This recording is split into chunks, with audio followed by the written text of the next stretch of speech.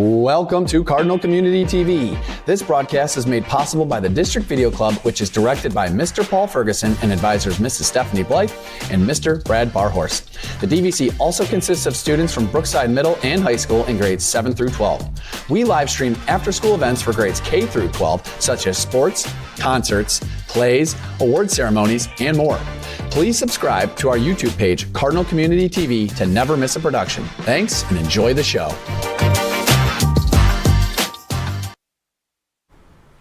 Hello everyone, I'm Noah Adkins, a senior here at Brookside High School, and in this short video, I'm going to tell you how you can find our Cardinal Community streams on our school website. First, you'll need to search SheffieldSchools.org, then look over at the red bar at the top of your screen. If you look in the middle, there should be an option called Cardinal Community TV. Click on that and scroll down. You can see features like upcoming events and an introduction to get to know more about our DVC. Scroll down to the bottom of the page to see some of our past live streams, and if you'd like to see all of them, click the blue Here button below our socials to get access to all of our past streams. Thank you for listening, and make sure to keep watching to find out other ways to find us, such as YouTube and Roku TV. Have a nice day.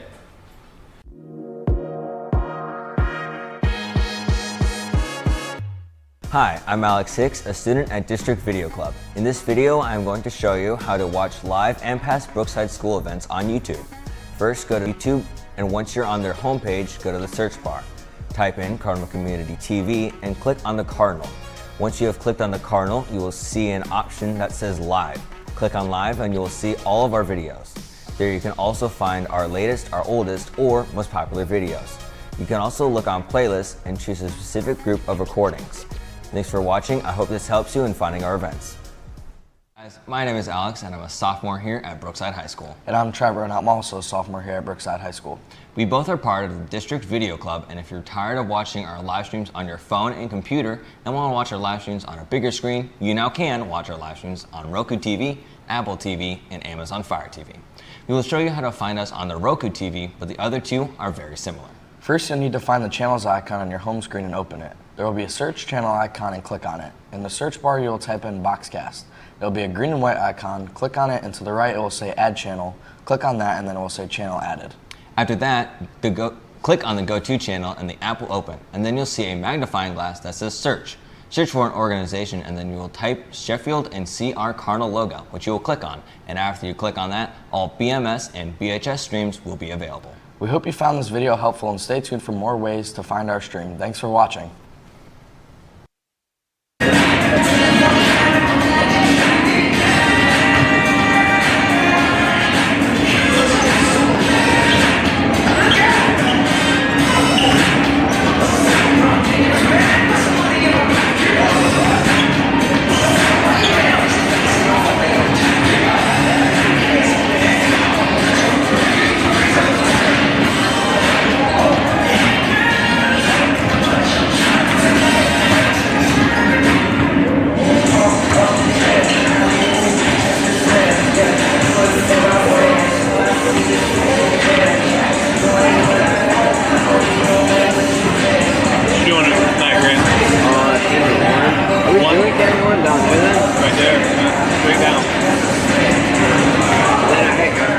For the varsity. Finish that one.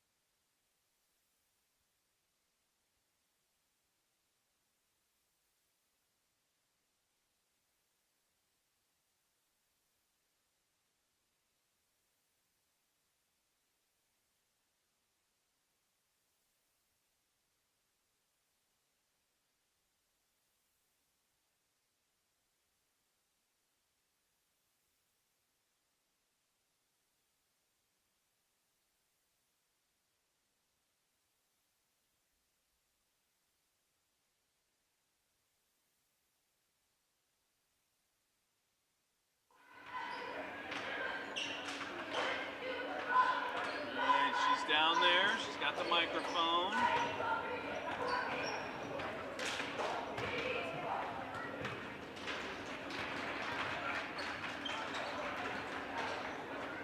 Looking at the question.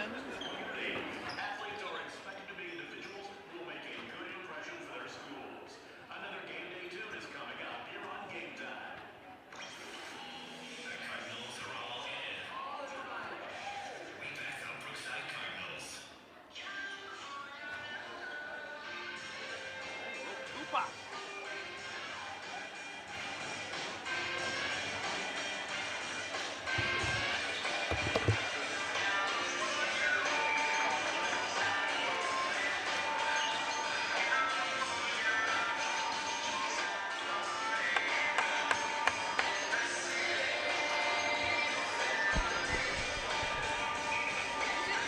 He's headed down there. He's coming over.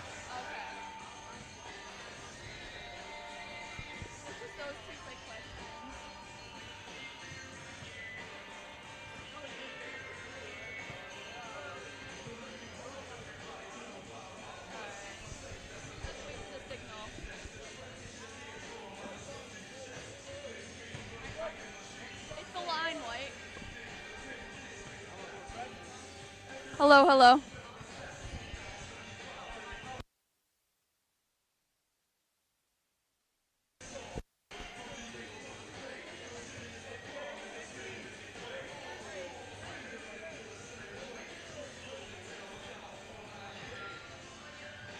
Hi, Cardinals. I'm Emily. I'm here with Coach Brown. All right, and we are right before the JV game. I have a couple questions for you. First one, how do you motivate and prepare your team coming into an important conference game like this right now? Well, we really just try to keep our guys encouraged, especially with coming into like the last stretch of the end of the year and knowing that this is a building block just for our guys just to continue to get better, and especially preparing for our game tomorrow, taking care of business tonight and just to keep it going.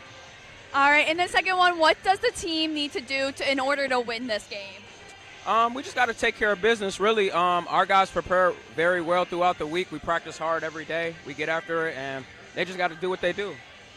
All right, thank you so much. Good luck on the game, and we'll see you probably halftime.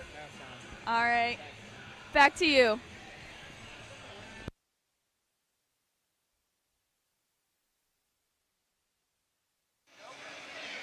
Good evening, ladies and gentlemen, and welcome to Cardinal Community TV for tonight's boys basketball JV and varsity games versus big familiar rival from the LC8, the Wellington Dukes. We're here in the Birdcage, and I'm your coach, Brad Barhorst, and I'm joined tonight by my main man, Alex Hicks. Alex, how you doing tonight? Good. I'm glad I ended up making it. We did last week's game against Columbia, and it was a fun one, so I'm looking forward to this one. Yeah. We did have an interview with Coach Brown to start us off there. We're just a couple minutes away from tip-off. So this is a rematch from December 20th.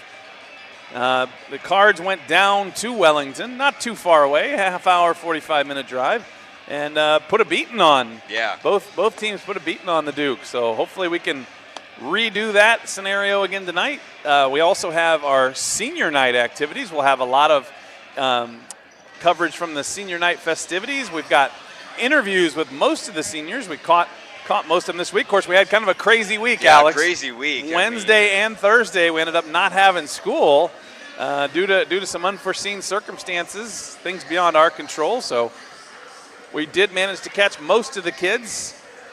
It'll be exciting to see everything tonight. Of course, this is not it for the Cardinal boys basketball team for the weekend. We've got a huge game tomorrow night as we head to South Amherst.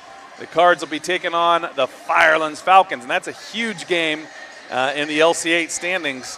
The Cards snuck out of here the first time they played the Falcons with a double overtime victory, and so the rematch will be huge. So the Cards have to take care of business tonight first, but tomorrow looms large as we get ready to tip things off for the JV game. Last week, the Cards JV squad looked very impressive defensively and attacking the basket. Alex Era, Colton Casey, Trevor Kitzberger, all on the attack the whole game. And then Ethan Blythe down low, putting up points for the Cardinals.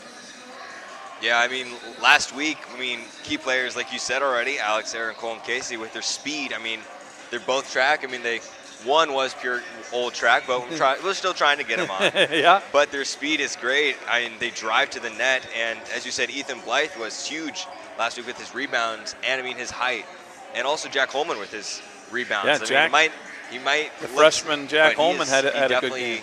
He definitely can get those hops for the rebounds. Yep. Coach Sherrod Brown, his JV squad. Let's look at that starting lineup. Colton Casey, the sophomore. Ethan Blythe. Trevor Kitzberger, Alex Era, also sophomores. Looks like all sophomores out there. And Noah Muniz gets started. Now Noah's been in and out of the lineup with some injuries last few weeks, so hopefully he can run it out tonight.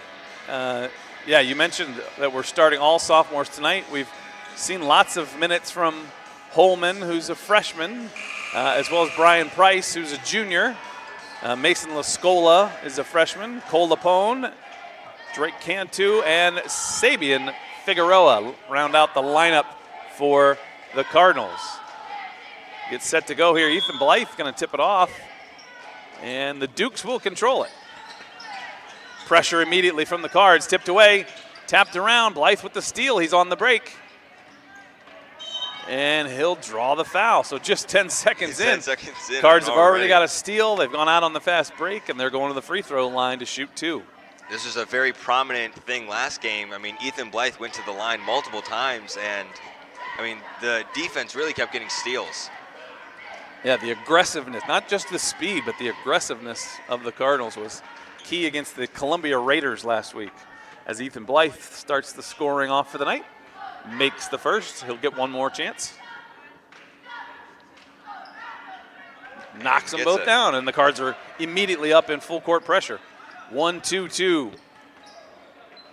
Gets the ball stopped. Oh, Muniz almost broke on that one. The throws over the top. This one's going to break the pressure, and the Dukes will score.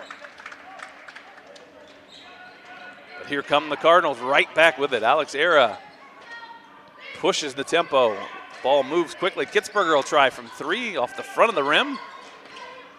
Era slices. Nice save by Alex. Kitzberger will try another one. It's still right off the front of the rim. Blythe pulls this one in. I wonder if he'll try another 3. Muniz will try from 3, and he's off the mark. This time the Dukes get the rebound. But the Cards up in that full court pressure right away. Even on a miss, they're up in full court pressure. And Muniz gets the steal. Bounce pass to Kitzberger, and he'll score it. Nice. And their Cards are immediately going for it. And they're going to call a split on. He did get a piece of that one, and it just touched the line. Otherwise, Colton was about to score that one too. Already good. The aggressiveness already from the Cards is kind of what we saw last week. They just go straight for the ball as soon as the opponent scores. Yeah, you've got somebody as fast as Colton Casey on the top of a full court zone. You can really get after people.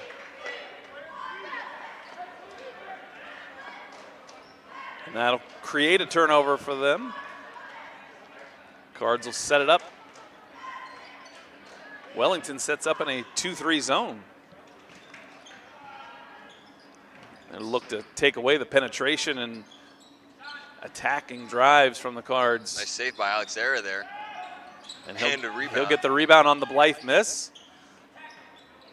Swings it back around. Era will try the 3. Boy, the Cards so far the 3s are not looking And they've great. taken them all from the left wing, and they've missed them all. So maybe we'll switch over to the right side next time down. During practice, I was watching them, and that corner was the corner that they took the longest on. So maybe just try. Yeah, swinging around the other way and try from the right side a few times.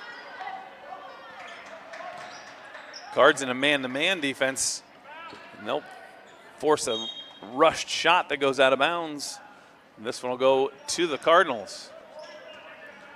This broadcast is produced by Cardinal Community TV, brought to you by the District Video Club, which is an after-school student organization that is comprised of students in grades 7 through 12.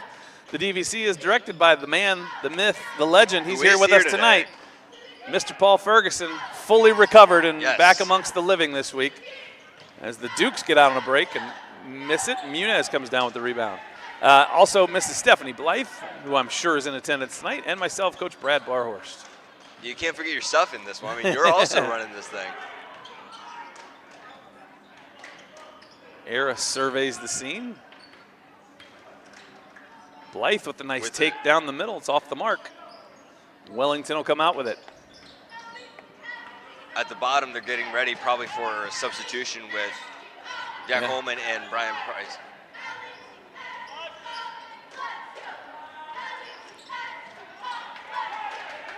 Wellington trying to be patient offensively. Yeah. There's just a ton of pressure on the basketball from the Cardinals. Really strong defensive effort, man-to-man. The pressure on the basketball is immense. Yes. And that creates another turnover. So. And Colton Casey and Trevor I think Kitzberger come out. Yeah, the Dukes have only missed one shot, but they've only gotten three. Brian Price turns the corner. He gets down the lane, and he'll take a scoop, and it's up and over, out of bounds. You know, another prominent thing of last week's game is that Coach Brown really liked to get substitutions in and keeping everyone on keep their guys feet. fresh. That pass is tipped and stolen, and Holman will miss the layup. But Blythe gets the steal. He was still right where he was on the defensive. And he'll get his own rebound and score it. And he goes. Draws the foul. Ethan Blythe will head to the line. He's got 4 early. He looked to add 1 more. You know, last week I didn't keep count, but Ethan was up to the line again. So this time I'm keeping count, and this time it's his 2nd time. And this is already his 3rd attempt, but he misses this one. Cards up and pressure. And Dukes beat it that time. Noah tried to get that steal there. 3 ball from the corner is good. 6-5 our score. Right back come the Cardinals. Muniz have it tapped out and stolen away. Number 24, James Wacker, is a freshman. He's got a couple of nice plays already, including that 3-pointer last possession. He'll try another 3. Off the side of the rim. Putback is blocked by Blythe. Nice by Blythe.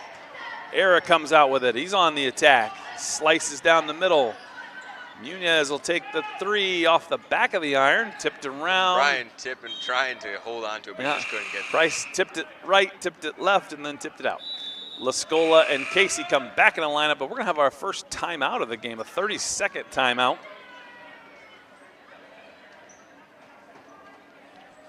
So far, the game is kind of close, but I mean, you can definitely tell the Cards have been showing their defense. I mean, like you said earlier, I mean, they had only made one, they missed 1 shot, but they only got 3. Yeah.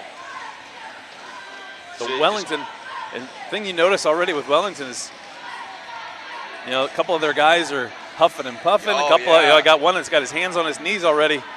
It's only the first quarter, and Brookside hasn't even played everybody with yet. 3 minutes left in the first quarter. They'll still have a couple more guys that they'll roll through.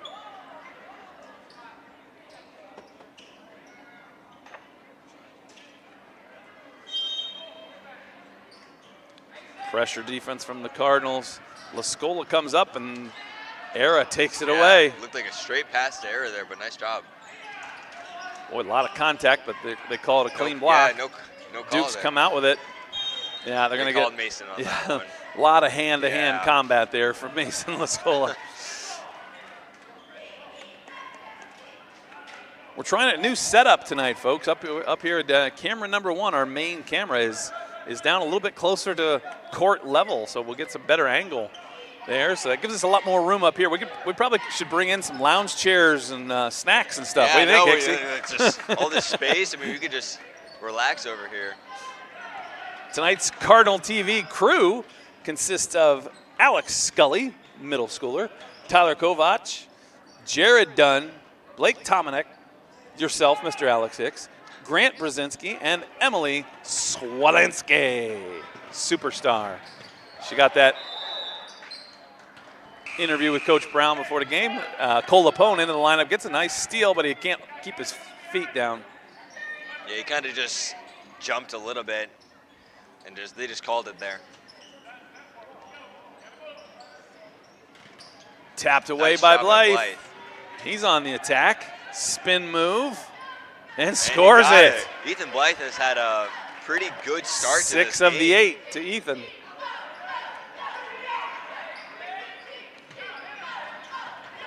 And the tap out from behind by Era, but the Dukes keep it, and then they lose the handle, and out of bounds. James Wacker again trying to get that ball save. I mean, he's been a very key part of the Wellington offense so far. Yeah, Cantu into the lineup now. So Era, Blythe, Casey, Cantu, and Kitzberger.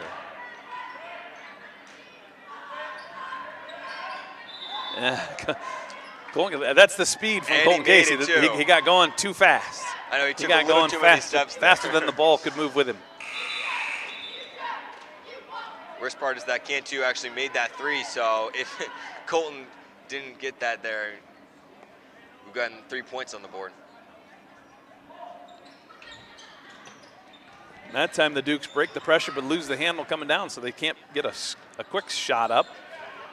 Guards still pressuring the basketball. Stolen away by Blythe. Kitzberger on the attack. He'll slice down the middle. Muniz has it blocked out of bounds. You got attack. You got it blocked from behind and in front, so you really couldn't get it out of there. Kitzberger will inbound it. Era takes it wide. from the top of the key. Looked like it might go for a second, but then bounced out.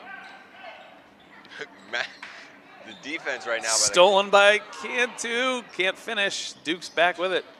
Yeah, it's just non-stop pressure from the Cardinals. And they'll get a call there. Defensive foul on Noah Muniz. Brian Price going in for Cantu. Price back in. Now, one thing the Cards don't worry about is who's in foul trouble. They just keep coming because everybody plays. Nobody ever gets to 4 or 5 fouls because you just play and play and play. You just keep coming after you in waves.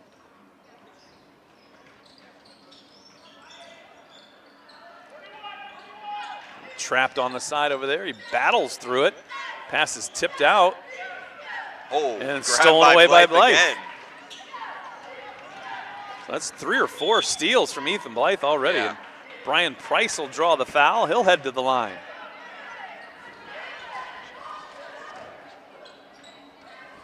Yeah, Blythe has been getting steals, getting rebounds, getting some shots in.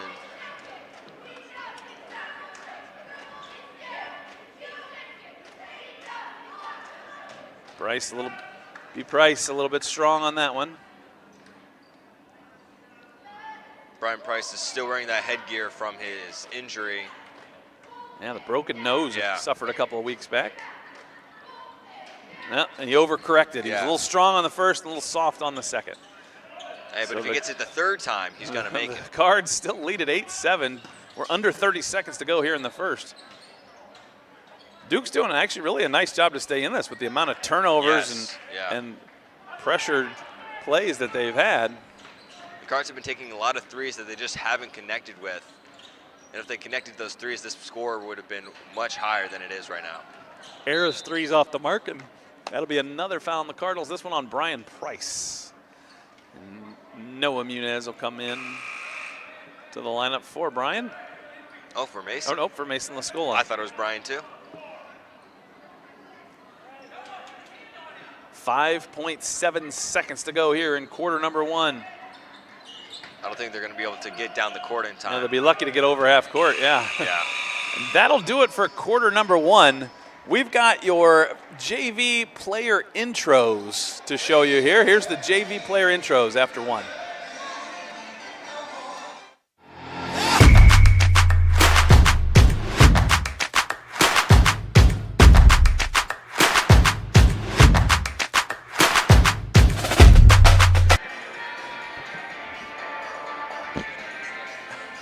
All right.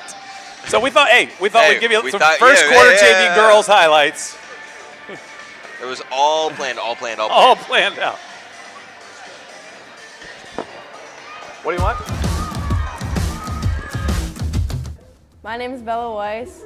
I'm a junior and I'm a JV cheerleader. Hi, my name is Morgan Rice. I'm a sophomore and I'm a JV cheerleader. Hi, my name is Lanaya Jones. I'm a sophomore and I'm a JV cheerleader. Hi, my name's Keely Rising. I'm a sophomore and I'm a JV cheerleader. Hi, I'm Allie Miller. I'm a freshman and I'm a JV cheerleader.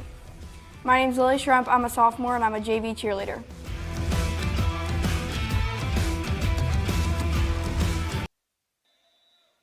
All right, and we're back. There's the JV cheerleader. Boy, we give you everything, you know? You didn't think you were going to see some JV girls basketball highlights when you tuned in tonight. Hey, we got it. We got everything. Well, one thing we know we won't have tonight is any footage of the pep band, because no pep band tonight. Can't believe it. Senior night. I know, senior night, no and there's pep no band. band. We'll still try and bring the pep for you, folks, but the pep band is not in attendance. If I brought a cymbal with me, I mean, if you watched last week, that was the main thing last week was the cymbal. You know what? I could give Coach Ferg, I could send him the video of me playing the cymbals in the fight song and the national anthem last year. And it's right there, another, oh, nope. I thought we had a steal there. We did too. They'll stay on it though. Here's a long pass over the top and they'll break it. And that'll lead to a easy shot, but he missed it. Noah Muniz comes out. It's tapped out of his hands, out of bounds.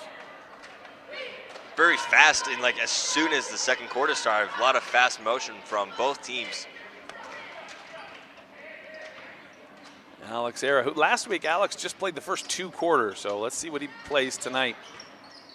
As Muniz tries to dish it down into Casey, wasn't quite open. That one was tipped and stolen away. And long pass there, another steal for Blythe. Blythe's going to end up with 10 steals in this game. Driving Alex Era slides through traffic and tries to score it. They're going to say it was on the ground. Yeah, so it's going to be an inbound play. Trevor Kitzberger will line it up. And they'll throw it over the top to Era again.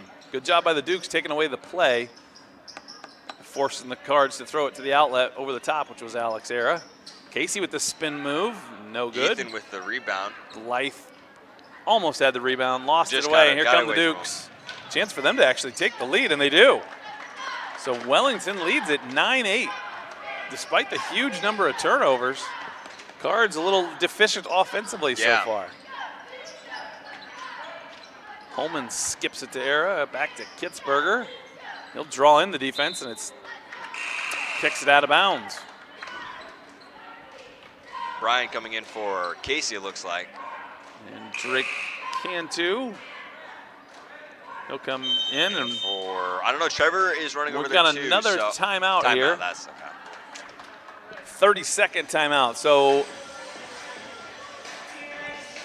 let's look at what we got here. 9-8 our score. So the Cardinals are forcing a lot of turnovers, but missing a lot of shots. Yeah, they haven't been really able to convert on those turnovers. I mean, they've had so many at this point that they're holding off the Wellington's offense for as long as they can, but if they can't get any scores on the board, then eventually it's just going to slip. Yeah, and the DVC is proud to announce that they are sponsored by the Sheffield Village Lions Club, the AmVets, the Ladies Auxiliary at AmVets, and the VFW, all located in Sheffield and Sheffield Lake.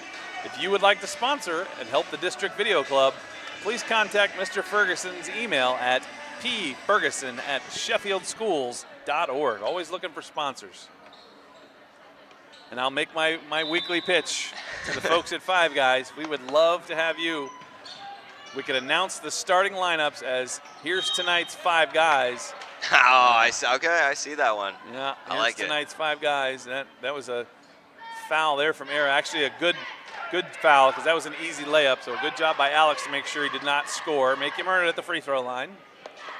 Yeah, don't you think that'd be good? And all they'd have to give us is, feed you and me, basically. Yeah, I know, yeah. So that could be their full sponsorship. Couple of burgers and fries for Barhorst and Hixie. Yeah, only us two up here for the only us up here. I suppose some spare fries could go Ferguson's way. Maybe. Misses the second, so they'll have but they get their own rebound and hit the three. So the Cardinals actually trail this one by 5. It feels like they've dominated the game, but they're actually behind. I know. I mean, with everything that's happened for the Cards, it looks like they'd be really just far ahead of this game, but their offense hasn't started anything yet. Cantu with the turnover there. I think I said Drake before. It's Jackson Cantu. Cards get out on the break. Price will score it. And we've got a full timeout. Full timeout for the Cardinals. Coach Sherrod Brown calls the full timeout.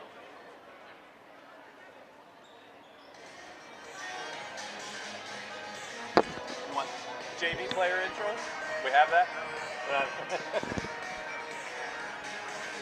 All right, so 13-10 our score. You know, that was a nice drive there. I mean, got Brian open, gave him the ball, and then he ended up getting that score, which was needed to break this like kind of tension we were on a drought there.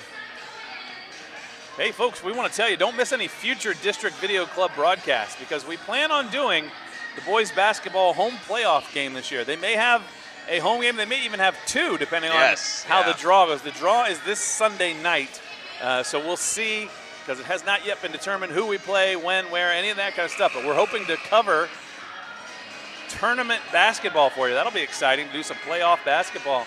And, of course, this spring we will have, again, the Brookside Invitational footage. Hopefully again there. That was awesome last year. It was. Got some drone footage that time. I would assume we get that the same. Yeah, that was awesome last year. A lot of great coverage. Folks, if you ever go on the YouTube channel, hit the subscribe button. You can get alerts when we're doing a live stream. You can go back and look at any of our old ones, like last year's Brookside Invitational. I've watched that one multiple times. Steal by Blythe. Yeah, the footage over the top of the long jump is awesome. And called the travel. Yeah, Holman looked like he was a lot of contact, but they said he stepped through beforehand. Cards now in a man-to-man pressure defense here. I wonder if they switch that because break it, but then turn it. Yeah, they're just switching things up a little bit, keeping the Dukes off base, and that one's draws the foul for Alex Era.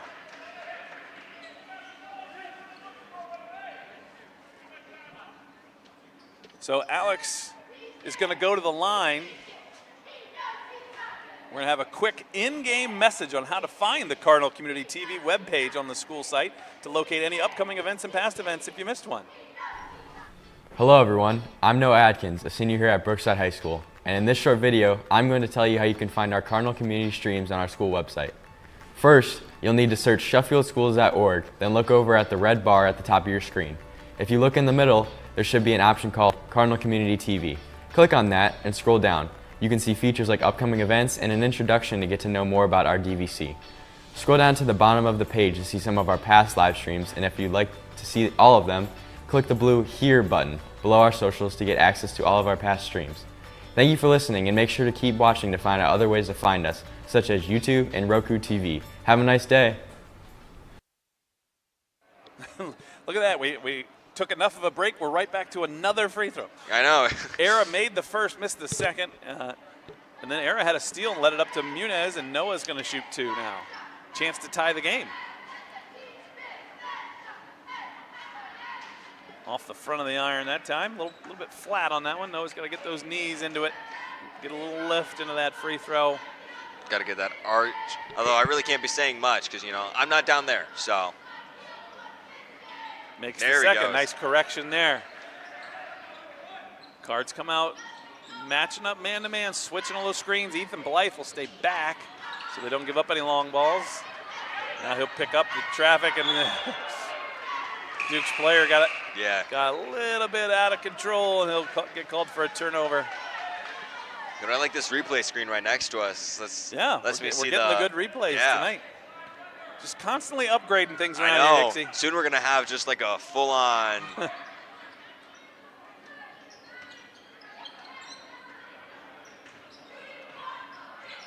Blythe takes it up strong, but no good. Muniz gets the rebound, and he's fouled. He'll go back to the line. Take a look at Noah pulling down that rebound and going up strong. You know, the Cards have been to the line a lot recently. Yeah. Yeah, so we not only have the replay capability, but now Alex and I have a screen where we can watch we can see the action and see the replay as it comes up. Well, that's gonna be good come fall, watching the football when we can really see that would be see what happens. And and makes them both. So the Cardinals take the lead back, 14-13. So a 6-0 run here.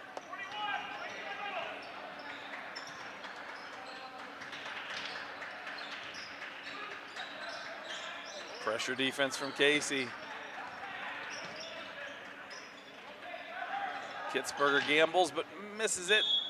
He'll get called for the foul. I like the aggressiveness by the Cards defense there. I mean, they're really not letting a lot of passes go. I mean, the only way they can get passes is by throwing the ball really high in the sky.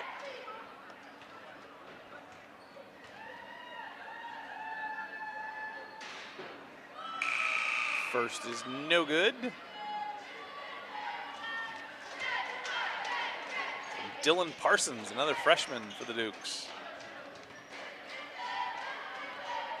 Parsons lines up the second, and it's off the front of the iron and rebounded by Kitzberger. Trevor Kitzberger is on the attack. Nunez from the right wing tries to drop it into Alex Ayers. It's tipped out of bounds.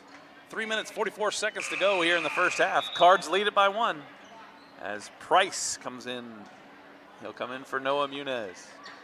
This has been, I think, a closer game than the Cards want right now, so I'm sure they're eager to just get some points on the board. Blythe scores the inbound.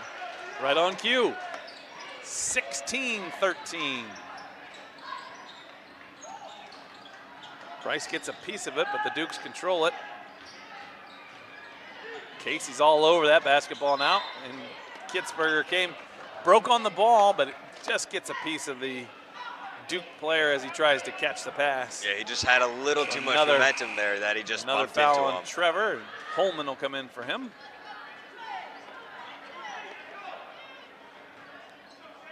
So Jake Holman in the JV game, Jack Holman in the varsity game. I have to remember that.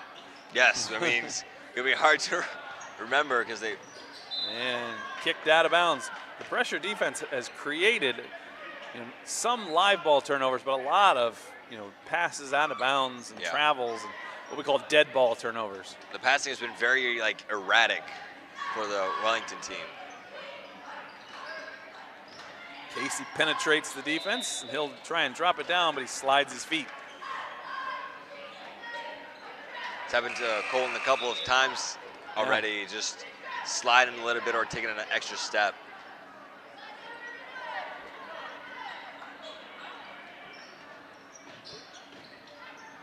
Cards switch everything up front. So the inbounder is the one that gets open on the put back in from inbounds play. That tip passes. Pressure. Yeah, more pressure. Cards just keep coming at you. This is a weird one going over here. Stumble through the traffic there. Yeah, he's going to get called for the travel. This is pressure just leading to travels. Frustration there for Brady Irwin, another freshman.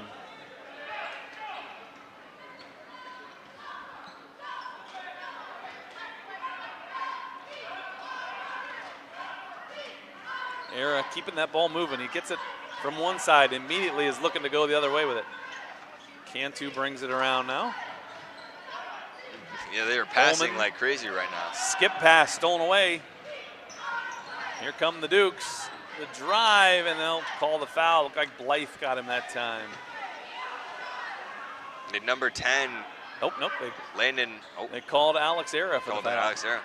Landon Biel has been. He did not care about anyone near him. He just went straight for the hoop there. Yeah, Landon Biel, a sophomore. He's one of their players that swings. He plays both JV and varsity. He's got maybe the most colorful shoes on the court tonight. Yeah, we need to get a zoom in on the shoes. The full spectrum of colors in his footwear tonight.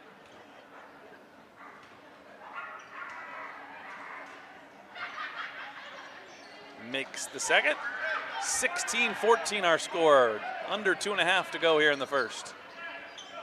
That adds a point to Wellington, who really hasn't had a lot of points in the recent game time. Yeah, that's their first point in several minutes. Yeah. Turnover with the Cardinals there. Oh, Price takes an elbow to the nose there. Good thing he had the mask on that time. Long ball is off the mark. Figueroa, my man Sabian with the rebound.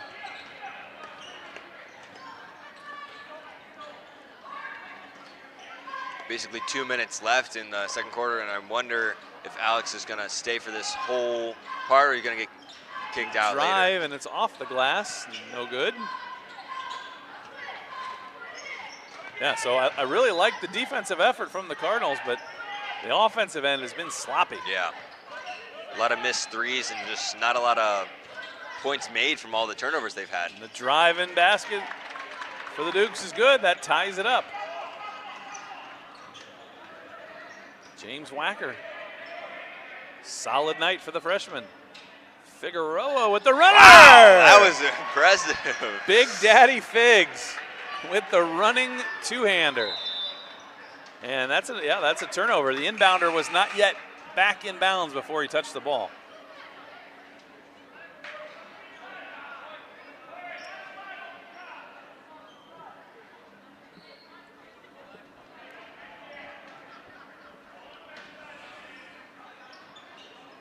Around the corner comes Blythe and gets the inbound and scores it.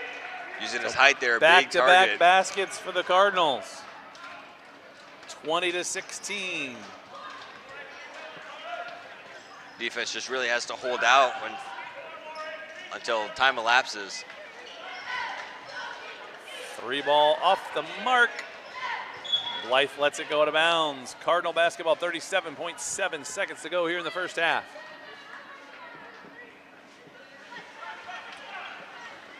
Aggressive, right back down the court.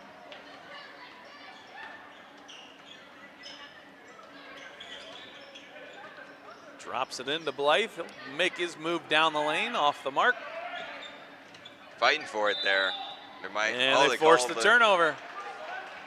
Forces the travel call. 19.2 seconds to go. Let's see what the Cardinals will set up here. Wonder if they'll try for a three. They haven't been really. Looks like the same play from before. Blythe's going to come around. He's going to get a couple of different screens here. They put it into Cantu before he gets the chance to do it. Figueroa, he's going to hit another runner, but it's off the mark this time. It was the same play from the same spot for Figs. 6 seconds left. I mean, they got to make the shot fast. 3-ball is off the mark, and that'll do it for the first half. Here are your second quarter highlights. As we take you to the halftime, you're watching Cardinal TV.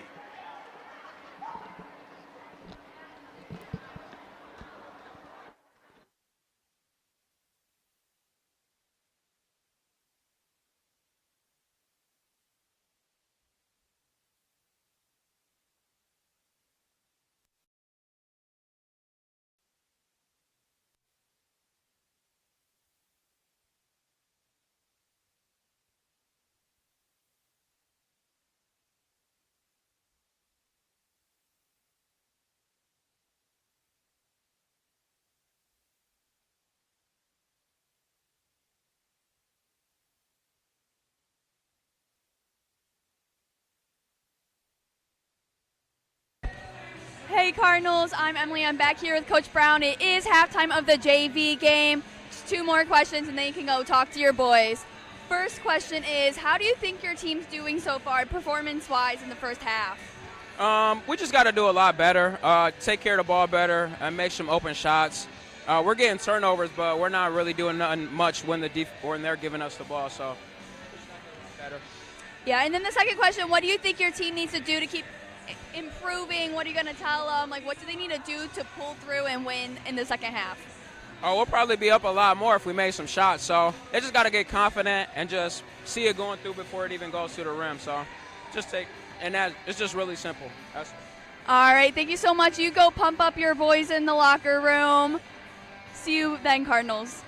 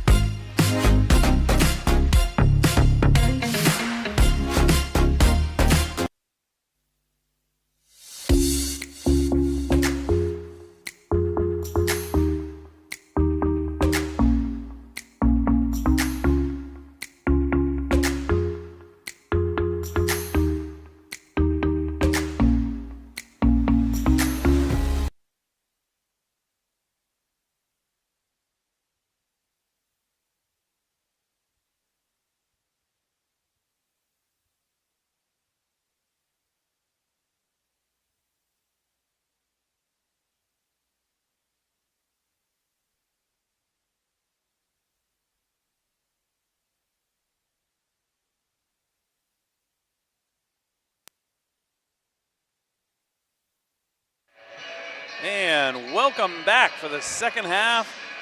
You're here watching Cardinal TV. This is the JV basketball game. Our halftime score, 20-16. I'm Coach Brad Barhorst. I'm here with Alex Hicks. And Hicksy, it felt like the Cards dominated that first half, but they only lead by 4. I know. I mean, they were getting turnover after turnover and steal after steal, but they just couldn't really connect with the points afterward. Yeah, and one thing was a lot of the turnovers from the Dukes were what we call dead ball turnovers. So it forced the Cardinals to have to go execute their offense against a good half-court defense from the Dukes. And so they had trouble scoring off of those things. And that, let's be honest, the Cards were ice cold from outside. From outside, from deep, unless they're close to the, I mean, they were not making, I don't think they've made 8-3 yet. No. All of their points have come from pretty much layups and free throws. Yeah. Our starting lineup looks like Ethan Blythe, Brian Price, Noah Muniz, Colton Casey, and Trevor Kitzberger. So just one change from the first half. Brian Price in for Alex Era. Alex is probably done for the night. He's not down on the sideline, No so I longer on the assume side, he's taking the break like last time. Yeah, he just plays 2 quarters, so he plays the first 2 quarters.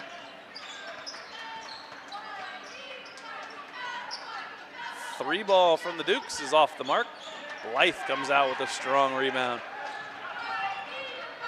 So a nice all-around game for Ethan. Yeah. Points, steals, rebounds. Fighting for it. Oh, Colton, they said Colton his stepped foot. on the line there. He was facing a lot of pressure there, and he actually stepped on the line. Most of the time tonight it's been called a travel when there's that much pressure. Yeah. This time his foot was just on the line.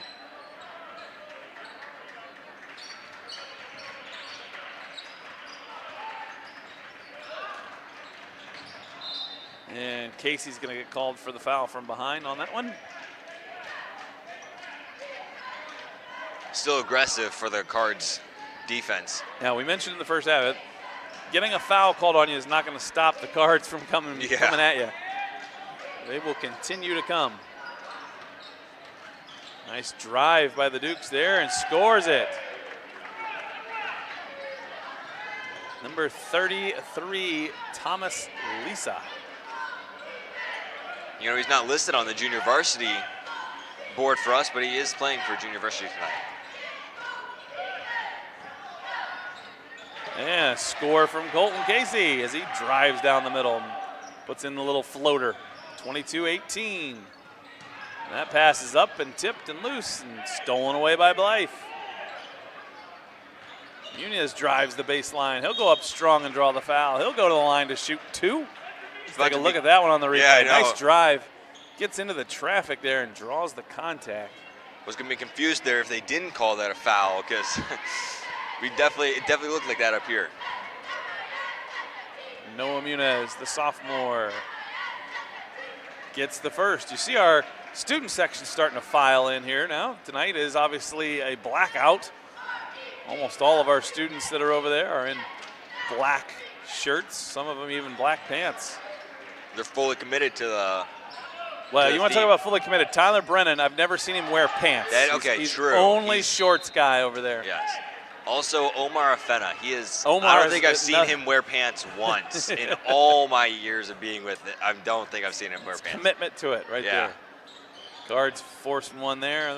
They lead at 24-18. Blythe will take the quick 3. Looked like that one might go. Price, a lot of contact, and that one's no good. And it's tipped out of bounds. They say this one's. Noah's confused. Oh, no, okay. Yeah, they initially said it was Wellington ball, but the top official had a little bit better angle, and he overruled his partner there. Trevor to Blythe, that was a common theme last game. Casey working it inside. Oh, Price actually stole it from Muniz. A lot of pressure there. And that one gets out ahead, and it's stolen by Price. Here comes Ethan Blythe with it. Nice recover by Blythe, though, with that pass. Nice tip pass from Muniz to Casey. Casey can't get off the ground. He gets fouled immediately. Yeah. So frantic pace, and a frantic pace favors the Cardinals. Yes, they are very they have a lot of speed, and they really just keep going over and over. I mean, Mason Lascola comes in for Brian Price. Here comes Blythe around the screen. Casey drives it from the corner and puts it up and scores. So Colton Casey heating up here in the second half. 26-18. Picking up the scoring, you know, his buddy Era is not out here for the second half, so Colton taking it on himself to put some points in the basket. And that'll be a foul on Blythe. That'll send the Dukes to the line. Ethan just put his hands up, but unfortunately they just caught him. DVC proud to announce that they're sponsored by the Sheffield Village Lions Club, the AMVETS, the Ladies Auxiliary at the AMVETS, and the VFW, all located in Sheffield and Sheffield Lake. If you'd like to sponsor the District Video Club, please contact Mr. Ferguson's email at pferguson@sheffieldschools.org. You know what else would be good, Hicksy? Have you been to Seven Brews yet? No, I have not. Seven Brews in front of Giant Eagle in Sheffield Village. They have energy drinks. And I'm going to flat out say this. The best hot chocolate I've ever had in my life. Okay. Fantastic hot chocolate. So if they would like to sponsor, like I said, just 2 drinks. One for me, one for Hicksy. Yes, just us 2. I have been over there multiple times since, I mean, that's almost right next to my house. So yeah, I know my mom tried to go there, right and there, they said it was good. Yeah, and the service is really good too. Yeah. They take care of you over there. It's a nice. I can honestly say I was never at that BP. That BP that was in front of the Giant Eagle. In all the years I've lived here, never been there once, but I've been to that Seven Brews yeah, I know, several times. Just changed Spin the whole area. move from Muniz, and he Nice. scores it. There had been a 4-0 spurt for the Dukes. Score there. Nice job from Wellington there, but a bad pass. Yeah, he didn't throw it away, but he threw one that was just off the hands and out of bounds. But again, a dead ball turnover. The Cards will have to run their offense to get a basket here. The Dukes will get to dig in.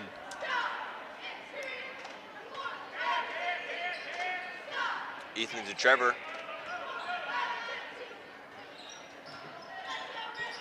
Casey has it tipped out from behind, and it's stolen away. And the Dukes will score it. Surprised Trevor didn't try to go for a foul or something there, but he just kept it cool.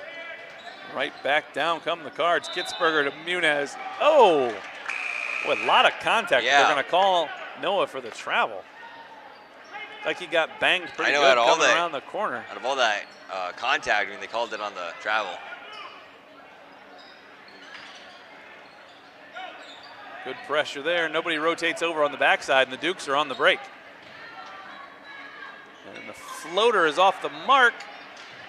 Wellington gets the rebound. Long ball is no good.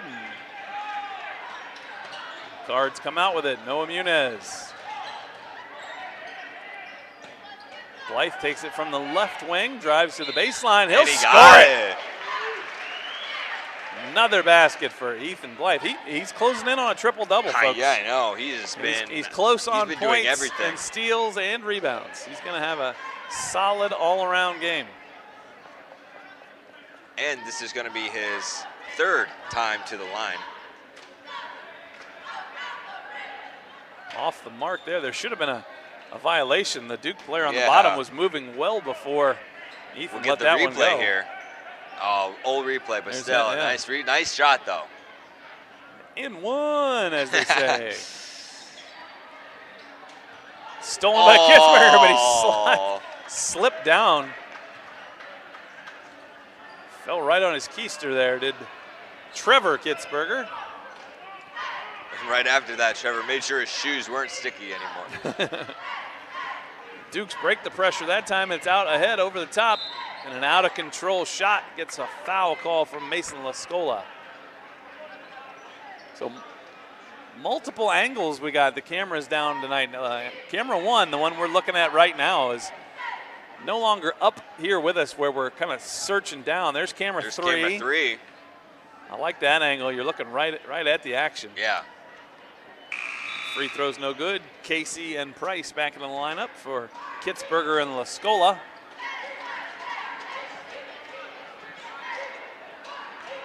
We've got Jake at the very end of the other side of the court.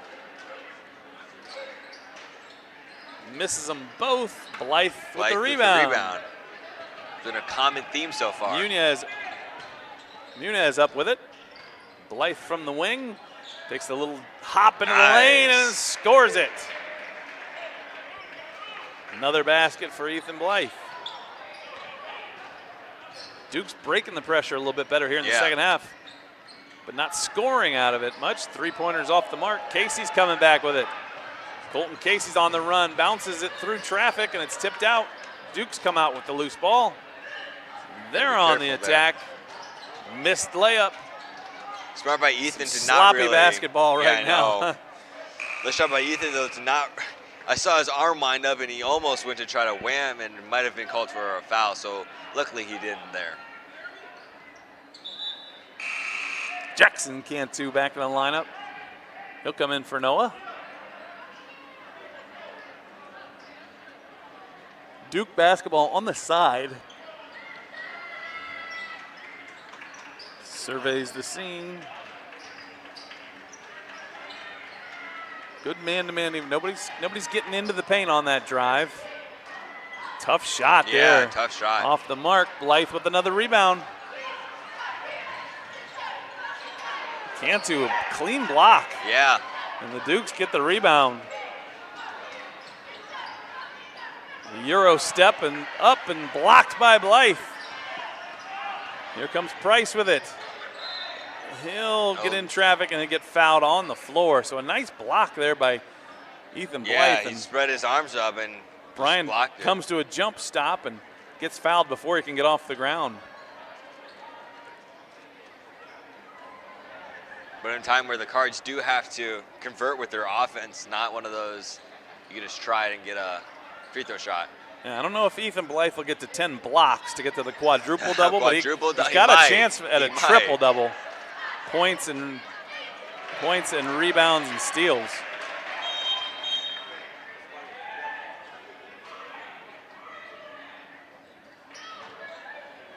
And I'm not sure what the call was there. I think there was a warning.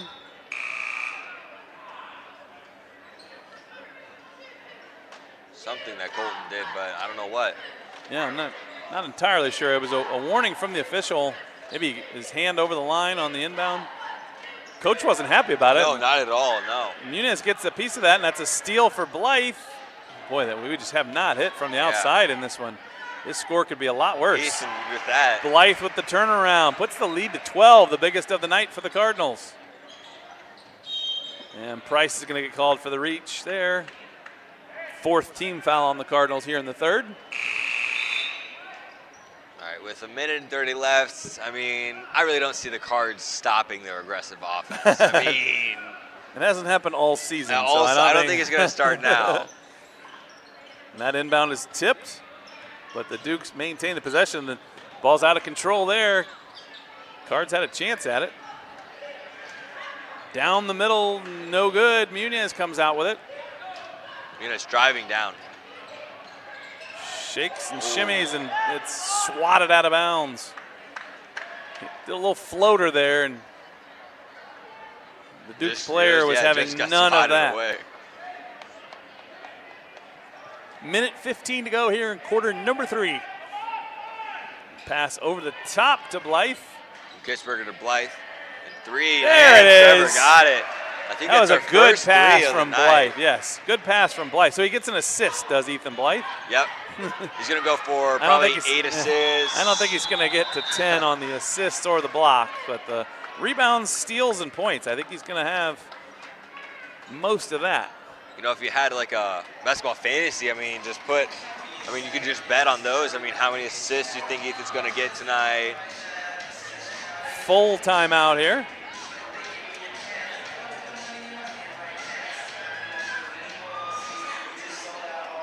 Let's get a look at our cheerleaders here, the JV squad. All right, that was a quick one. Yeah. So the JV cheerleaders, let's go through the names. Taylor Baylog, a freshman. Alicia Barahona, sophomore. Lania Jones, sophomore. Allie Miller, freshman. Morgan Rice, sophomore. Keely Rising, sophomore. Lily Shrimp, sophomore. And Bella Weiss, a junior. I can say I had Taylor in class first semester, and Allie Miller. Allie Miller, her homecoming shirt, her nickname on the back was Allie Gator. What do you think about that? I like it. I like it. That? I like it. Yeah, I like that one too. That's one of my faves of the homecoming shirt, the Cardinal Bowl nickname thing. Of course, the Cardinal Bowl, the biggest event in Cardinal country. Yeah. Follows the parade up during homecoming week. Very competitive, very competitive. Extremely competitive Very situation. competitive, especially the girls' football game. Yes, girls' football and the boys' dodgeball. And the boys' dodgeball. Yeah, those both get pretty intense. Under a minute to play here in quarter number 3. This quarter's been all Cardinals. Yes. They've pushed the lead out to 15. So this quarter, let's see, let me do the math here. 19-8 in favor of the Cardinals because it was 20-16 at halftime. Yeah. 42 seconds to go here in the first. That one's stolen away. Hopefully Ethan doesn't go for 10 turnovers. And that's a stat we don't want him to get tonight.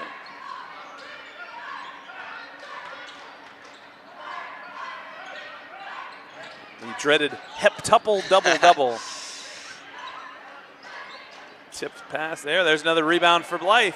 He might be really trying to go for it tonight. He is having an outstanding all-around game. Turnaround from Muniz draws contact, and Noah will go to the line.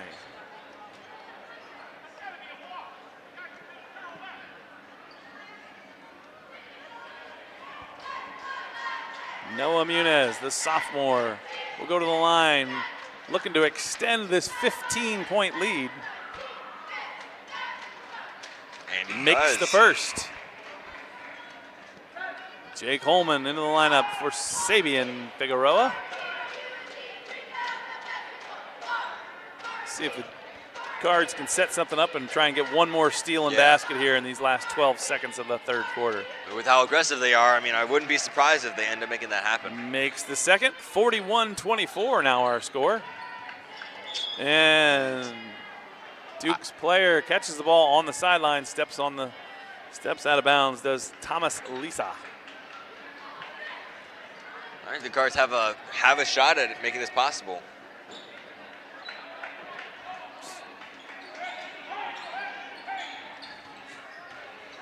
Blythe jumps into the lane, drops it into Price. Oh, he missed Bryce it. almost had that there. Brian will never have another easier shot. Kitzberger launches tried it, but too soon. A little too soon for that. Too soon, Kitz. All right, we're going to take a look at the third quarter highlights, or as Coach Ferguson called them, the Ethan Blythe highlight reel. Here we go.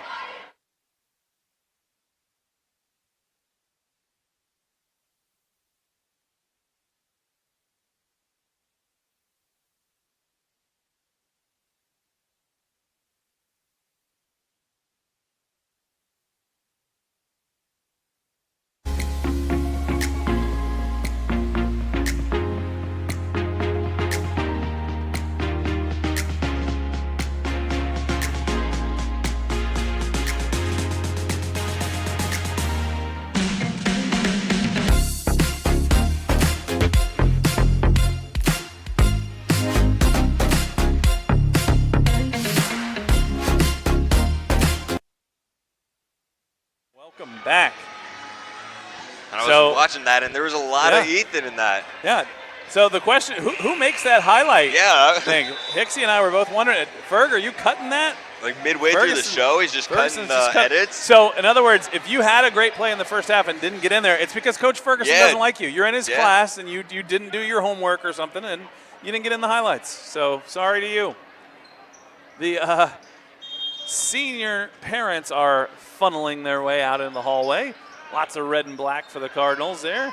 As Blythe starts it off with a three-pointer. And the Cardinal lead is 20. What was a 4-point game at the half is now a 20-point blowout. Yeah. You know what? All the Cardinals had to do was get Alex Era out of the lineup. Alex Era, I mean, once they got Alex out of there, I don't want to say anything there, but I mean. Really opened things up. Duke's looking to get it in bounds. It's tipped out of his hands by Casey, but it goes out of bounds. Duke's will get another crack at it. You know, Ethan Blythe really has been in this game the whole time. I mean, he hasn't really come out much. Yeah, especially here in the second half. Fighting forward. Stolen there. Muniz picks it up. Kitzberger's on the break. A little bit out of control, but Muniz will get the rebound and score it. Trevor will call that a pass there. I mean, Will you give him the assist off the backboard? Yeah. Holman with a steal. Very aggressive start for the Cards. His floater's no good. Muniz will go up with it, and he'll get fouled. So the pressure defense from the Cardinals got them going early. The Dukes played through it a little bit in the second quarter, and now at third and about a minute into the fourth, it has just worn them out. Yeah. They only have 8 points since the middle of the second quarter. As Muniz makes the first, Noah will stay at the line and try for one more. He's been to the line a lot today. Yes, and he he's has. got And it. he may have my favorite of the shoes of our JV kids. He's the red and black, the white soles. I like that. Yeah. It's very team-oriented. Yes. The red and black. And there comes Wellington on the break. Number 41, who we don't have on a roster. That's why we couldn't stop him. He's not a Duke. Unknown. Blythe steps into a three, but no good. Gets his got own rebound. And gets there. Scores it. Blythe was mad that he didn't get the three, so he just got his own rebound. Yeah, he followed his shot in. So when you shoot a three in transition like that, you have to do one of two things. You've either got to follow it in or get back off the release, because if you miss and the other team gets the rebound, you're pretty much headed for a fast break. So great job by Ethan there, and there's a steal from Kitzberger. Cardinals on the attack. Up Ethan ahead to Blythe. Open. Let's see if he can hit a left-handed layup. Sure. We'll take it. We'll take And those. the Cards have doubled up the Dukes. 26-point game. Holman tips it out and off the Wellington player's knee. And out of bounds. Cardinal basketball. Jackson Cantu in for Noah Muniz. It's only been the first 2 minutes of the quarter, and it has been an energetic one, to say the least. The Cards have been just stealing and getting and converting on those scores, which has led to this lead. Jackson Cantu. Kitzberger will try a long three from the top of the key. It's off the mark. Tipped around, and here come the Dukes. No good from our unnamed player. Unnamed player. Player to be named later. We'll Holman get his name misses it. after the game. Steal by Blythe. Oh. He'll try the three, no good. Holman with the putback, no good. Gets his own Oh, rebound. he's going to try it again. Wow. And tie up. So Holman, the smallest guy on the court, gets a attempt at a basket, gets his own rebound. Yeah. On the miss, but they tie him up.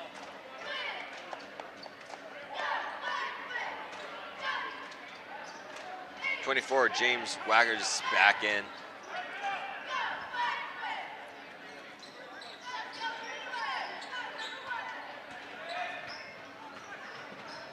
Dukes break the pressure up front. Let's see if they can score off of it.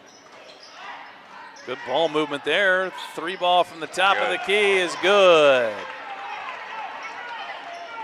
Number 24, James Wacker, probably the best player, I think, on this JV team. At least he looks like it tonight. Yeah, he does look like that. Casey with the floaters off the mark.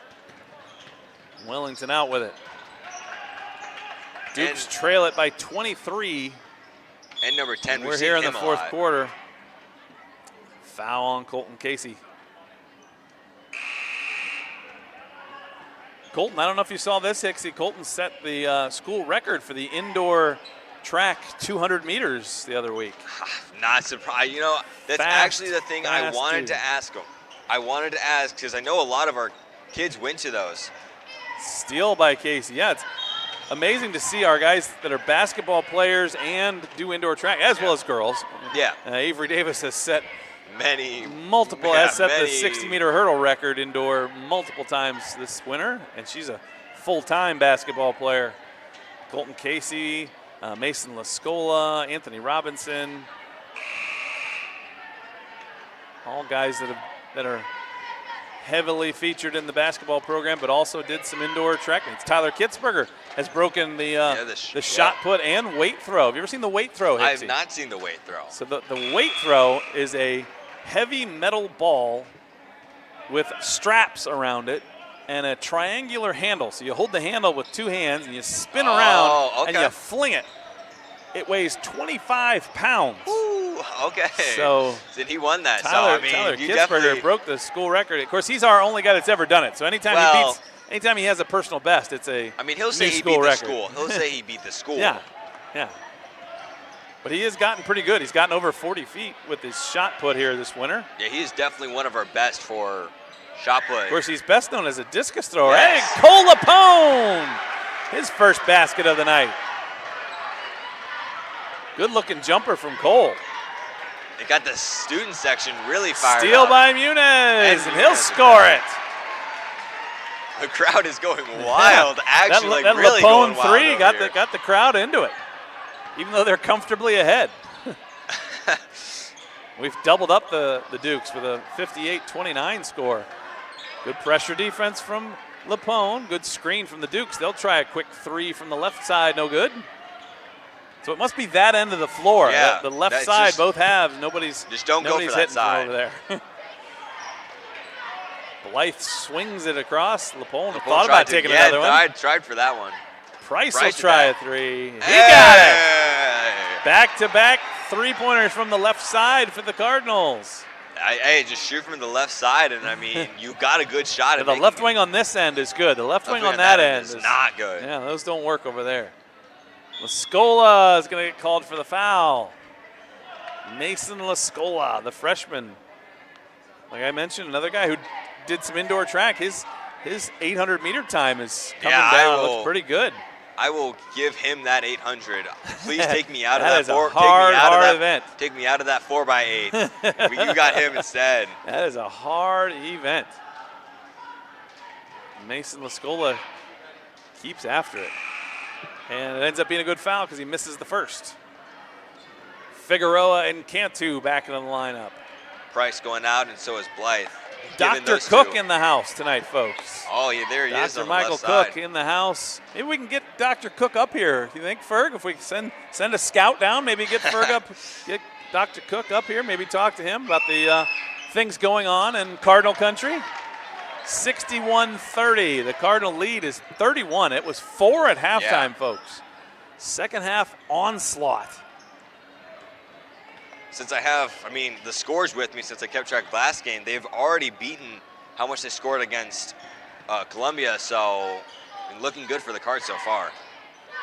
Well, we mentioned it, and that 3 from Noah Muniz is good.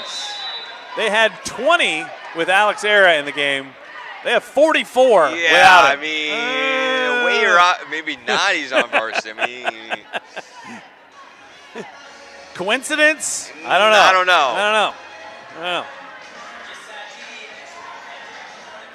Now, when he's going to watch this, he's probably going to think we're attacking him, but we're not. No, we're big Alex Era fans up here in the booth. We want Alex to come out for the track squad, of course. I know. It's been the achievement. Seeing the speed that he's displayed here this winter. Of course, Alex is already a multi-sport guy. He played a lot of varsity football for the Cardinals this fall, and he's played a lot of varsity basketball this winter. Last year he was on the JV baseball team. Of course, Alex's brother, Nick, multi-sport guy as well. Unfortunately, he's missing this basketball season, his senior year, with the knee injury sustained during football season. Hopefully that rehab's going well. He'll be out there this spring with the baseball squad. Yeah, it seems like Nick Era has been getting recovered pretty well so far. He's really an important part for this Cards multi-sport, like you said. He's a really good athlete. Quarterback the last 2 years for the varsity squad. Basketball, first 3 years. Like we said, didn't get to play this year, and he's going to be a 4-year varsity baseball player. And there's a steal from Cantu. Let's see if Jackson Cantu can get on the board, and he'll draw the foul. He bounces off the wall. That was a crazy foul there. The Duke player had made up his mind he was going to run through full Yeah, speed no, one way or another. He was not going to try to like maybe not get. No, he went full on, full send there. So Jackson will step to the line. Off the mark on the first one. Let's hope he gets this one, gets in the books. So Lascola comes in from Munez.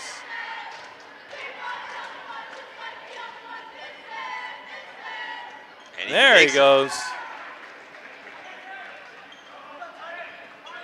That pushes it to a 35 lead right now. Yeah, 4-point lead at halftime and 35-point final score. That means running clock. You don't see in a JV game very often. Yeah, running the clock.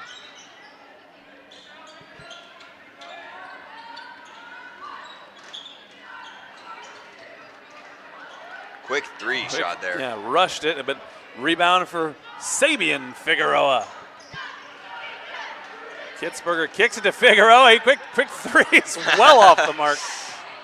Lapone with the rebound. Another Figueroa three. Try another three. Off the mark. Hey, give him a third. Give him a third. Let's see. 3 for 3. Yeah, and I think the Dukes have figured out what the Cards' plan was there. Another 3. Cantu's three's up. Another rebound for Lapone. I don't know if he's going to try another 3. Another 3. And he makes it. So Lapone is 2 for 2 Yeah, from 2 for 2 beyond for the the arc. threes. Good job there by Cole. And he had no hesitation right there. Just drilled it. Yeah. We're under a minute to play. The Cards lead it by 38. By The 38. clock will run. It's just running, yeah. A running clock in the JV game. In a game that was 4 points at halftime. 4 points at halftime is. So some incredible halftime adjustments by Coach Brown. The offense did not look like our normal offense. They've more than tripled their halftime score. Yeah, I mean, they really did make some good changes. Because it was not looking. Well, the change shaky. was to just make shots. Yeah, I know. Looks like they're just going to give it to Trevor. And he's just going to dribble it out. Oh, he's going to shoot a 3. Oh, my God. Oh, he's going to. He was off the mark, and that'll do it, folks. Your final, a stunning second half from the Cardinals. They'll win it 68-30. We're hoping here, let's see if we can get, Emily's out there. We're hoping for an Ethan Blythe post-game interview. I mean, I could just scream real quick just to get Ethan. A big game from Ethan. Ethan Blythe. Hopefully, Emily knows which one he is. She sees him. She's looking. Ethan's walking. She's pulling. There was the wave with the microphone. And we got him. All right, here is Ethan Blythe post-game interview with Emily Swalinski. Hey Cardinals, I'm back and I'm here with the player of the game, Ethan Blythe. I have a couple questions for you after this big win. How do you and your team feel after winning an important conference game like today? You know, that's a good win, but we got to focus for tomorrow against Fairlands. That's the real game right there, so hopefully we win that one. All right, and then tonight's game, you scored 23 points in total. How are you planning to keep this momentum going in farther like tomorrow? Yeah, I don't really keep track, so I just kind of play the game, you know, try and get my points when I can, and that's about it. All right, thank you so much. You go celebrate with your team. Thank you. Back to you guys.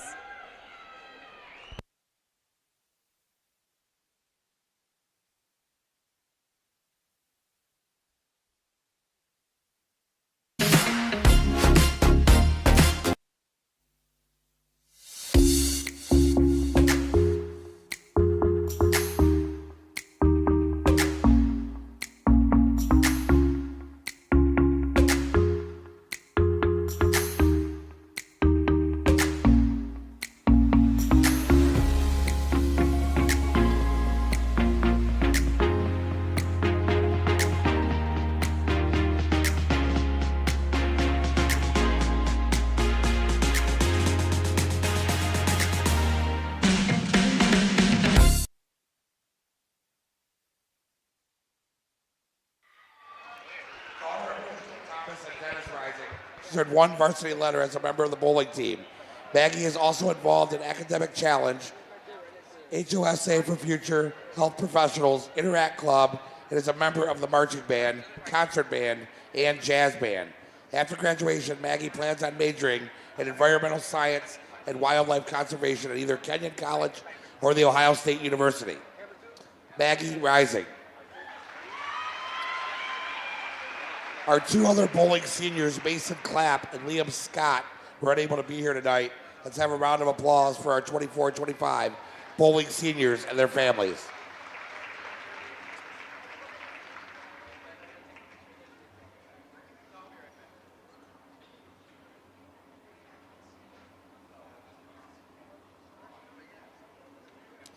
Next, we'll honor our wrestling seniors and their families.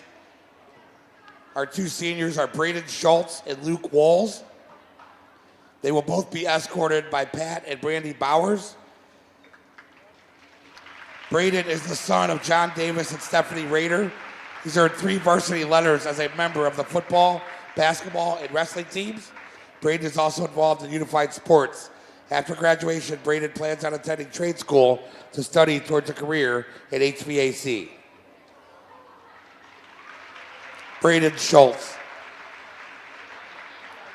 Luke has earned 3 varsity letters as a member of the football and wrestling teams.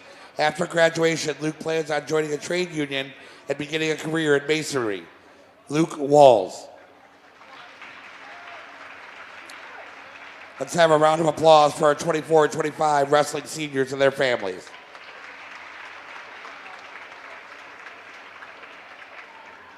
Next, we honor our girls basketball seniors and their families. First up is Mary Banjoff, daughter of Dave and Heidi Banjoff. She's earned 9 varsity letters as a member of the volleyball, basketball, and track teams. Mary is also involved in choir, drama club, and district video club. After graduation, she plans on attending Penn State Abington to play volleyball and major in engineering. Mary Banjoff. Next up is Brianna Slaughter, daughter of Melissa Rush, Brandon Slaughter, and Lathan Monaghan. She's earned 11 varsity letters as a member of the soccer, basketball, and track teams. Bree is also involved in Fellowship of Christian Athletes, Unified Sports, Gardening Club, and was the homecoming queen this past fall. After graduation, she plans on attending the University of Akron to major in sonography and eventually work as an ultrasound technician. Let's have a round of applause for our 24-25 girls basketball seniors, Brianna Slaughter and Mary Banjoff. Next up, we'll honor our cheerleading seniors and their families. First up is Leanne Clark, daughter of Brian and Paula Clark. She's earned 9 varsity letters as a member of the volleyball, cheer, and softball teams. Leanne is also involved in the National Honor Society and Spanish Honor Society. After graduation, Leanne plans on attending The Ohio State University to major in biology and minor in Spanish with career aspirations of becoming a cardiovascular perfusionist. Leanne Clark. Next up is Maya Frazier. Maya is the daughter of Eric Frazier and Erica Cardona. She's earned 10 varsity letters as a member of the volleyball, cheer, and track teams. Maya is also involved in class officers. After graduation, she plans on attending Central Michigan University to study international relations to become a diplomat. Maya Frazier. Central Michigan. That one's up there. It's way up in Michigan. Next up is Alexa Minnesali, daughter of Joe Minnesali and Angie Wendling. She's earned 7 varsity letters as a member of the cheer team. Alexia is also involved in HOSA for Future Health Professionals. After graduation, Alexia plans on attending the University of Kentucky to study towards a career as a pathologist. Alexia Minnesali. Next up is Arushi Fukin. She's the daughter of Srovi Hazaraka and Ken Nelson. She's earned 5 varsity letters as a member of the cheer and track teams. Arushi is also involved in HUSA for Future Health Professionals, National Honor Society, Spanish Honor Society, Interact Club, and Principals Advisory Committee. After graduation, she plans on attending college to major in neuroscience. Arushi Fakin. Let's have a round of applause for our 24-25 cheerleading seniors and their families.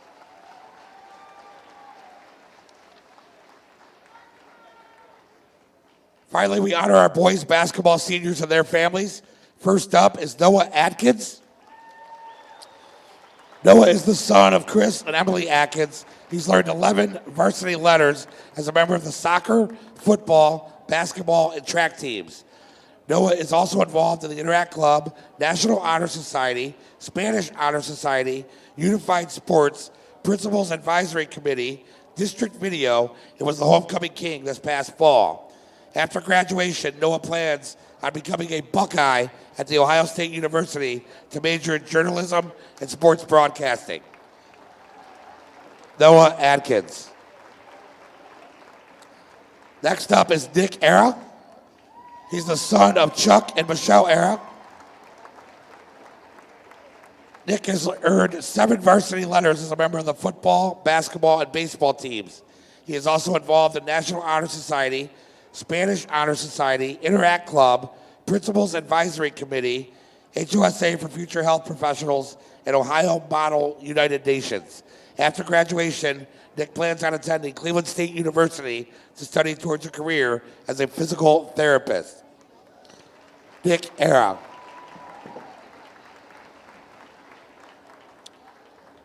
Our next senior is Jack Holman. Jack is the son of Jack and Cassandra Holman. He's earned 1 varsity letter as a member of the basketball team. Jack is also involved in National Honor Society. After graduation, he plans on attending Cleveland State University to major in pre-law. Jack Holman.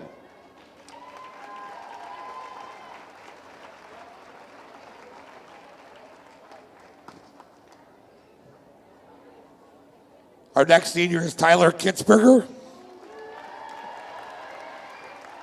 son of Ryan and Amy Kitzberger and Kevin and Angela McLaughlin. Tyler has earned 9 varsity letters as a member of the football, basketball, and track teams. Tyler is also involved in District Video Club and is the senior class vice president. After graduation, Tyler plans on attending the Ohio State University Agricultural Technical Institute in Worcester to major in turf grass management.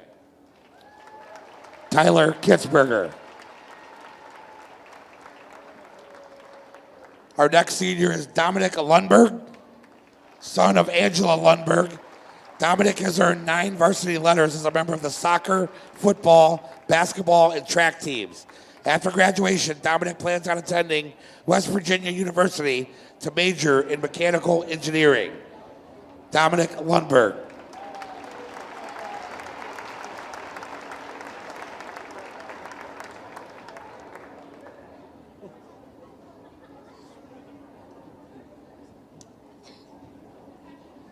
Next up is Jaden Nazario. Jaden is the son of Patrick and Andrea Nazario. He's earned 4 varsity letters as a member of the basketball and track teams. After graduation, Jaden plans on attending college to major in sports medicine with career plans of becoming a physical therapist. Jaden Nazario.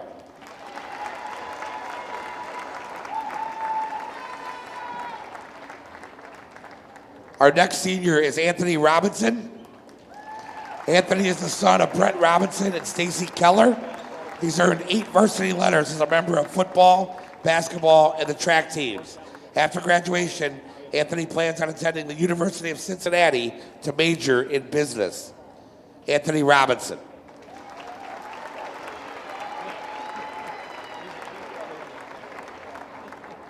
Next up is Zach Terrell. Zach is the son of Dale and Amanda Terrell. He's earned 2 varsity letters as a member of the basketball and baseball teams. Zach is also involved in Unified Sports. After graduation, Zach plans on attending college to major in sports medicine. Zach Terrell.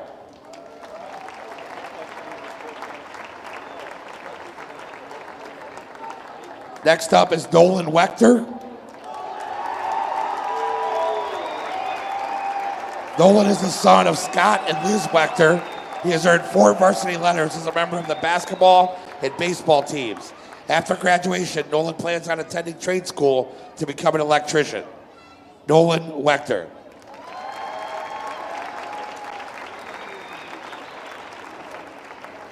Can we have one final round of applause for our 24-25 basketball seniors and their families? And a final round of applause for all of our 24-25 winter sports seniors and their families.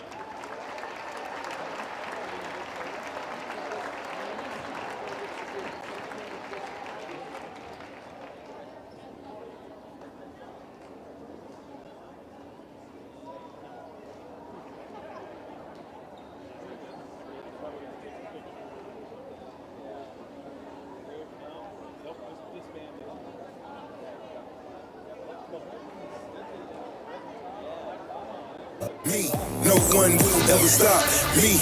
Me against the world, I got my back against the wall. Everybody scream, everybody scream, everybody scream. That's my only thing. Hello everyone, I'm Noah Adkins, a senior here at Brookside High School, and in this short video, I'm going to tell you how you can find our Cardinal Community streams on our school website. First, you'll need to search SheffieldSchools.org, then look over at the red bar at the top of your screen. If you look in the middle, there should be an option called Cardinal Community TV. Click on that and scroll down. You can see features like upcoming events and an introduction to get to know more about our DVC. Scroll down to the bottom of the page to see some of our past live streams, and if you'd like to see all of them, click the blue Here button below our socials to get access to all of our past streams. Thank you for listening, and make sure to keep watching to find out other ways to find us, such as YouTube and Roku TV. Have a nice day.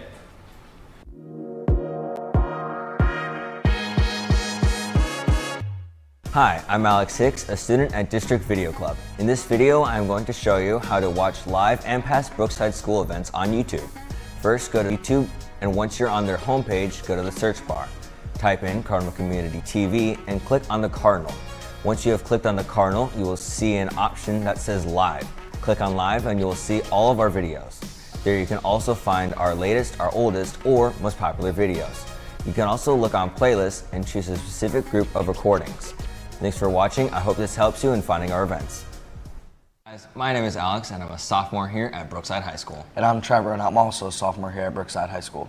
We both are part of the District Video Club, and if you're tired of watching our live streams on your phone and computer and want to watch our live streams on a bigger screen, you now can watch our live streams on Roku TV, Apple TV, and Amazon Fire TV. We will show you how to find us on the Roku TV, but the other two are very similar. First, you'll need to find the channels icon on your home screen and open it. There will be a search channel icon and click on it. In the search bar, you will type in Boxcast. There will be a green and white icon. Click on it, and to the right, it will say Add Channel. Click on that, and then it will say Channel Added. After that, click on the Go To channel, and the app will open. And then you'll see a magnifying glass that says Search. Search for an organization, and then you will type Sheffield and see our Cardinal logo, which you will click on. And after you click on that, all BMS and BHS streams will be available. We hope you found this video helpful, and stay tuned for more ways to find our stream. Thanks for watching.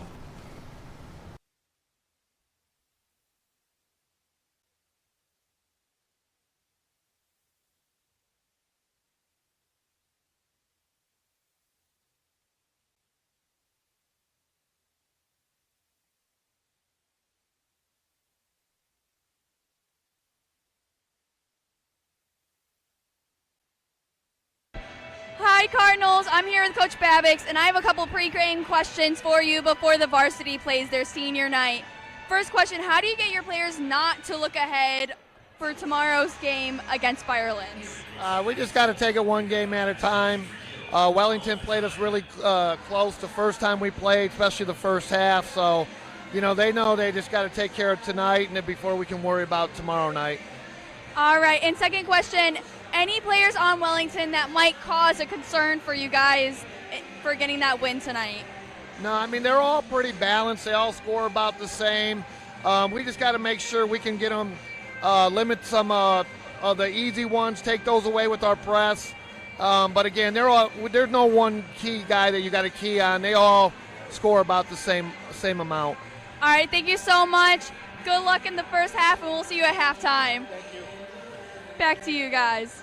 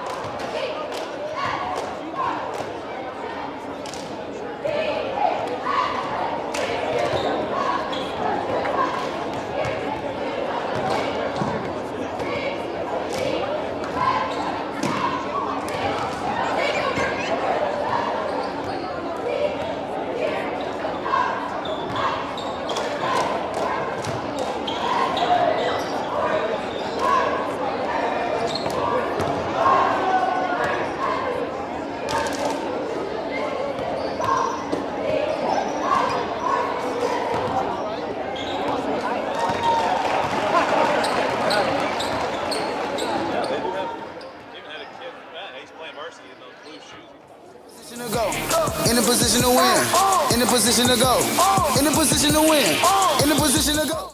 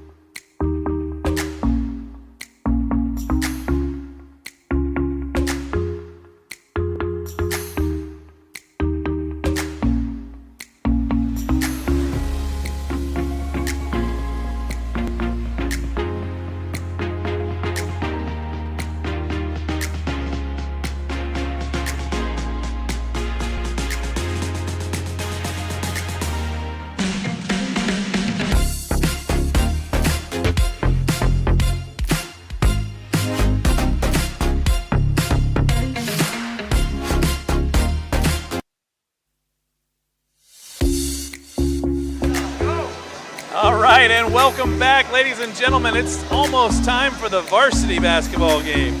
You're tuned in to Cardinal Community TV for tonight's boys basketball game with our LC8 rivals, the Wellington Dukes. We are here in the Birdcage. I'm your host for the evening, Coach Brad Barhorst. I'm here with my main man, Alex Hicks. Hicksy, two teams going in opposite directions. The Cards at the top of the conference and the Dukes at the bottom. It's something you really can't be like, you can't look at this game and be like, they're going to be fine, because you might end up getting caught for thinking that way. Yeah, so here we go. Next time we're going to have this graphic. Coach B's keys. That's our goal for the next game. Coach B's keys right here. I like it. And look, Hicksy, I did the 4 Ps. Oh, okay. 4 Ps tonight. So number 1, push the pace. Cards scored 94 points against the Dukes back in December. Let's keep the offense going. Keep the tempo going. Number 2, the second P, pressure defense. We saw it in the JV game. It wore the Dukes out. Yes. They just don't have the kind of depth that the Cardinals do. The Cardinals play everybody, and they can just keep coming after you all over the court. P number 3, put it up. The Cards made 11 three-pointers the last time these two teams met. 7 by Nolan Wechter. 7 three-pointers in the game for Nolan. And the last P, poise. Tonight's senior night. It's their last official home game. We're hoping to have some home tournament games. Don't get out of the way that you normally play. Play the way that you always play. Play aggressive. Play on the attack. Don't get distracted by, you know, the different thinking that scenario of it being senior night.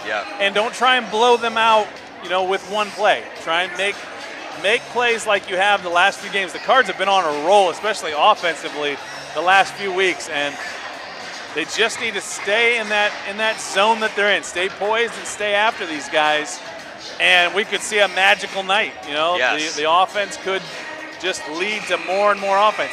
It is senior night. Hopefully you tuned in for the introduction of all of our senior sports winter seniors and their parents. I think of all of our winter sports seniors, only one kid was not able to be here. not able to be here. Just one. That's awesome, especially with all of these seniors.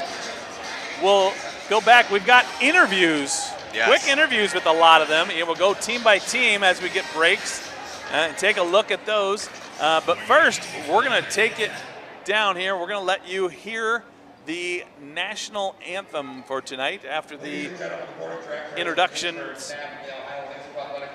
Here is the national anthem before tonight's game. To honor America, please stand if you're able and remove all head coverings for the playing of our national anthem.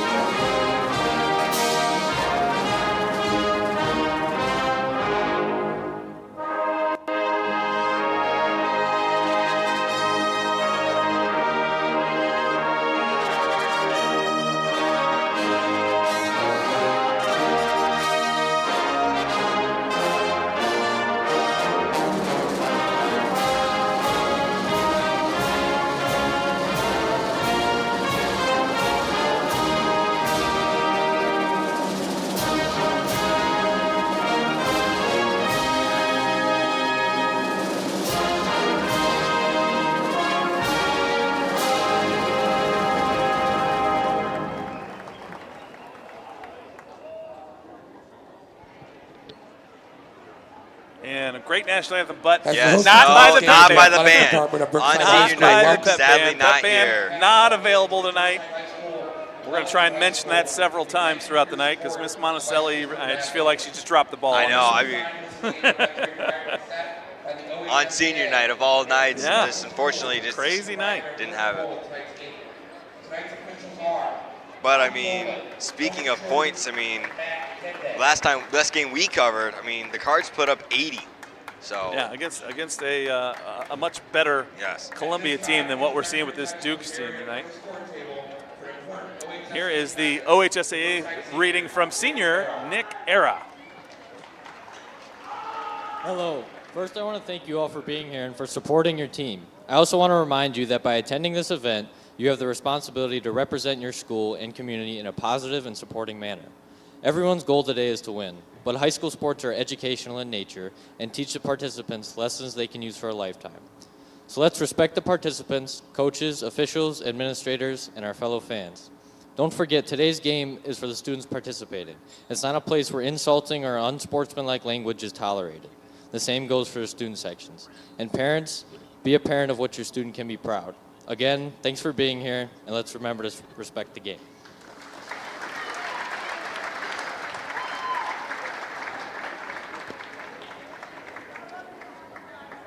Thanks, Nick. Now let's meet tonight's starting lineups, starting first with the visiting Wellington Dukes.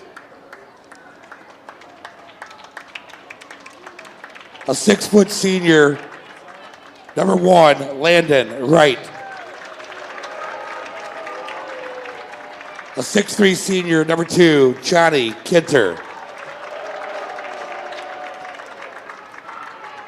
A 5'6" sophomore, number 3, Connor Kinzer. A 6-foot junior, number 4, Alex Frank. And a 6'2" junior, number 5, Landon Whitehouse. The Dukes are coached by Mr. Anthony Schmook, assisted by Mark Saunders and John Sizer.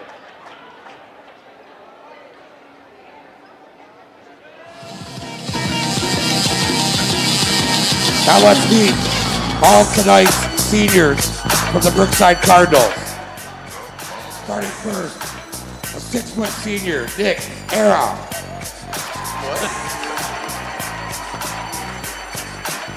At 6 foot, number 0, Dominic Lundberg. At 5'9", number 1, Noah Atkins. At 6'1", number 2, Nolan Wechter.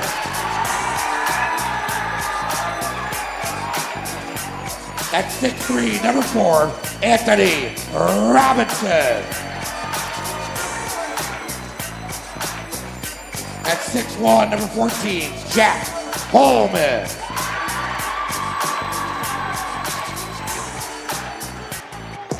Also at 6'1", number 22, Jaden Nazario.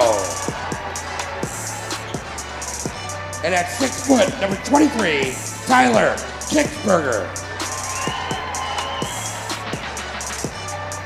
And at 6'3", number 12, Zach Terrell. The Cardinals are coached by Mr. Larry Babbitts, assisted by Sherrod Brown, Brian Kelly, Justin Lopez, Solomon Munoz, and Don Malloy.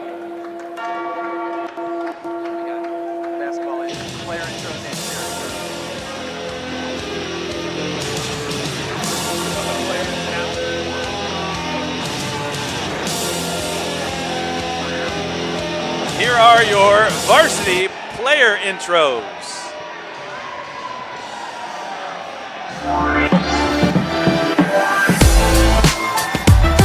Nolan Wechter, senior, guard. Anthony Robinson, senior, center. Dominic Lundberg, senior, guard. Tyler Kitzberger, senior. All right, and the Dukes control the tip. So let's check the actual starting lineup. Obviously, we're not starting all of them. Nazario, Lundberg, Robinson, Adkins, and Wechter, your starting 5. The Five Guys. The Five Guys. And we would like a sponsor. Pressure man defense there. The Dukes get the early basket. They'll lead it 2-0. Here come the Cardinals. Nolan Wechter for takes three. a long three, and that's going to hit the strap and be out of bounds. So the pressure defense up top, and then the first possession of the game, the Dukes beat it. Let's see how that goes for the remainder of the evening. Full court pressure here. Almost stolen away by Adkins. Dukes will break the pressure this time. No, Adkins rushing down the court to get another stop there. Kicks it over for a three, and it's good. So this is that start you didn't want. Yes. You know, you don't have this lineup on the floor very often. And Nolan Wechter for three. You're a little bit out of sorts. Wechter misses another one. Dukes come out with it. So just got to settle into the game here, get a little rhythm. Cards will get back onto their normal rotations as we go, I'm sure, and find a comfort level. 7-0 quickly.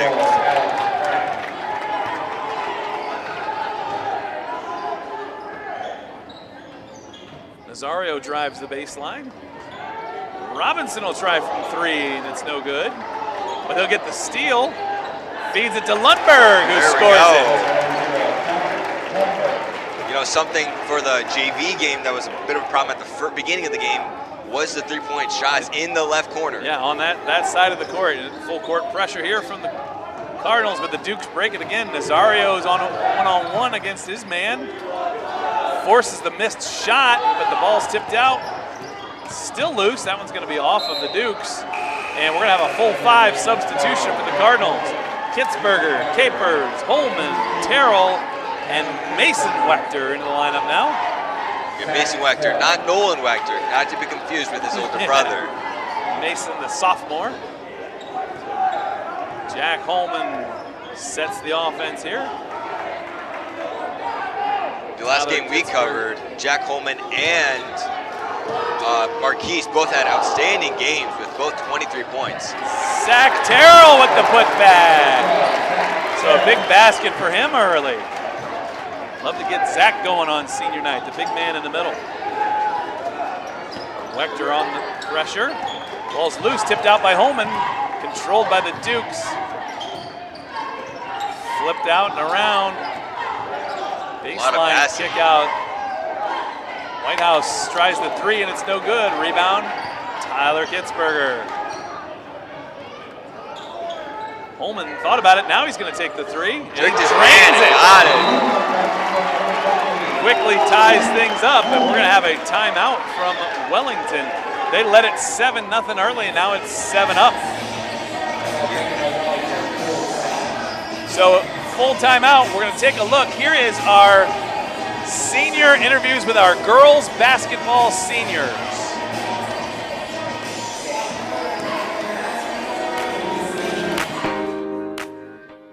I am Mari Banjoff, and I'm a post. Oh, my favorite Brookside memory was when we were playing volleyball in the locker room, and it might have gotten a little out of hand, and MC may or may not have broken one of the lights, but hey, you know, that's okay. It happens to the best of us, and it was just really, really funny. So. I'm Bree Slaughter, aka Bree Buckets. I'm a varsity player on the girls basketball team, and my favorite memory is last year beating Clearview in the neck-and-neck game that we had. All right, and we're back. Awesome. We've got interviews with every one of our teams tonight. So that was the girls basketball one. We'll try and catch all of them here as the game goes on. Full court pressure from the Cardinals. Wechter's running all over the court. The defense was a big part of last week's game. Skip pass is stolen away by Zach Terrell. Marquise Capers with it now. He'll drive the lane. Gives it to Holman, drive it down. Slices through the lane but can't finish. Capers on the putback, won't go. Here come the Dukes. Landon Whitehouse. In a sea of cards right there. And Holman with the rebound. Boy, fast-paced action here in the first. Yeah, that, of course, favors the Cardinals. Wechter will try a long three, and it's off the mark.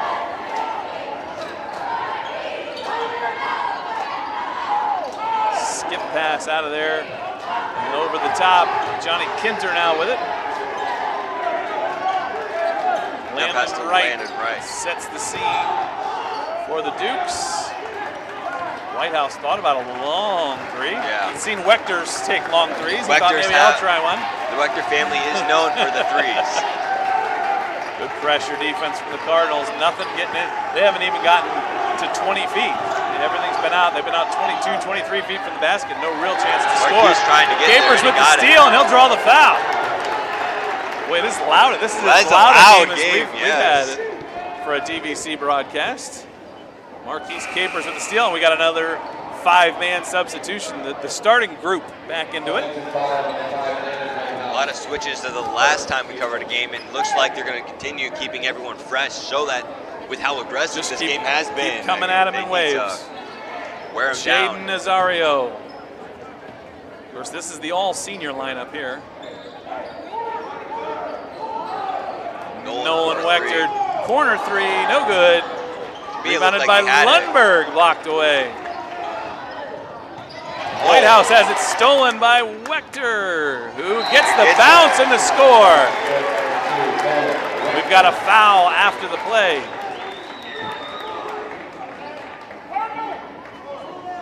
Foul on Connor Kinzer. Already 2 on Kinzer here. Yeah. Duke's not a deep team. They can't afford to have guys missing a lot of time. Basket counted. It's Cardinal basketball under the hoop. Noah Adkins sets it up, and they leave Nolan Wechter wide open. He gets it to Nazario for 3. It's no good. Whitehouse comes out with it, but it's stolen away by Adkins. By Noah. Adkins dumps it in. Nazario back to Adkins. He'll try the 3 off the front of the rim. And Whitehouse. Very aggressive right there. Landon Whitehouse he's only a junior, but this is his 3rd year with the varsity squad. That one hits the strap, and it's also out of bounds. Landon Whitehouse, a 6'2" junior. So the Dukes, the one thing the Dukes do have is a little bit of size. They got some 6'2" and 6'3" players, but Wechter drains the 3 from about 21 feet. He was looking for it at the beginning, Guards and he got up it. in full court pressure defense. Nice. Tapped away by Robinson, but he tips it to, thought he was going to tip it to Wechter, but Wechter was standing waiting for it instead of breaking to the basket, and it goes out of bounds. Guards lead it 12-7 after they trailed 7-0. Yeah, definitely a turn of events for the Cards so far. Hopefully they can stay with this momentum. Fast-paced, and that one's off the knee of Whitehouse and out of bounds. Here come the Cardinals with it. Same with the JV. I mean, the passing on Wellington's team has seemed very rushed. Like they keep passing very fast. Wechter tries a long 3. It's no good. The rebound comes out to Adkins. Skip pass to skip pass. Robinson will drive the lane with it. He'll scoop it, and it's swatted away. I'm sure he's not happy about that one. And no good. Coach Ferg, I'm going to need a cut up of that block to show Anthony. Cut up. And as Anthony drives the lane, Wechter Nolan Wechter gets the score. Yeah, I'm going to need that to show Anthony. I know, we'll show it to him. Next time he starts getting a little cocky, we'll put it on the bring up and another timeout for Wellington. He's planning on using all of them here in the first quarter, maybe. Yeah, because they have a total just of a 5. 30-second timeout. We want to show the bowling team senior interviews. Here are the bowlers.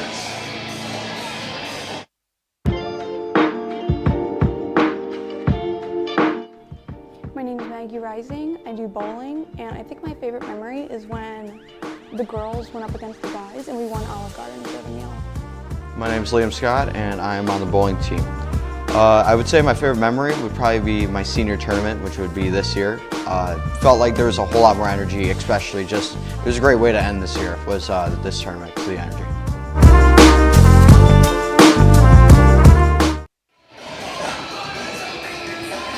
And perfectly timed right back. I know. Except we didn't get to see if they picked up that split. I know. I mean, that ball was to headed see for the one pin. It looked like it, but then it cuts away.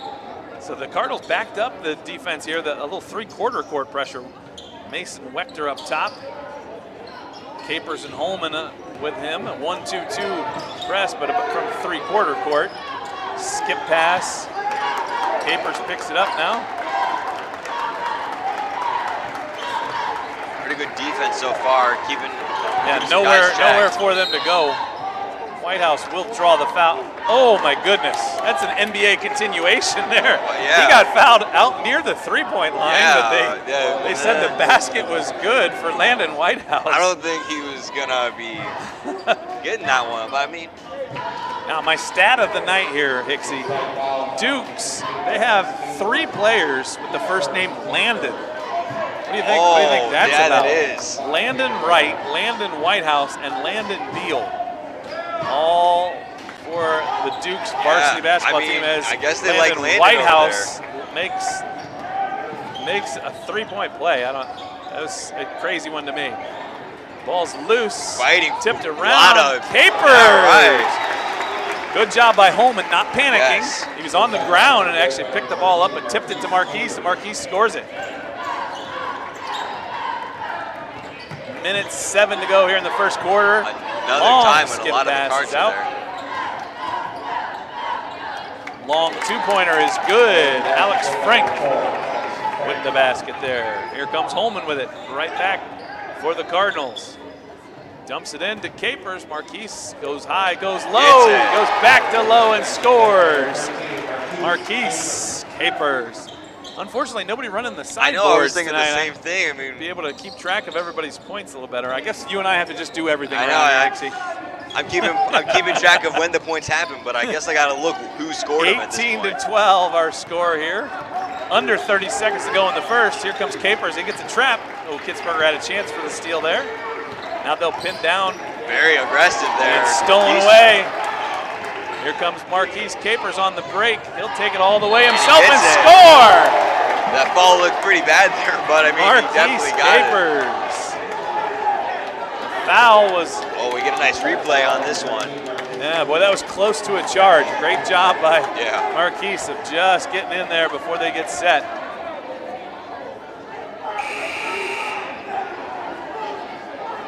Now,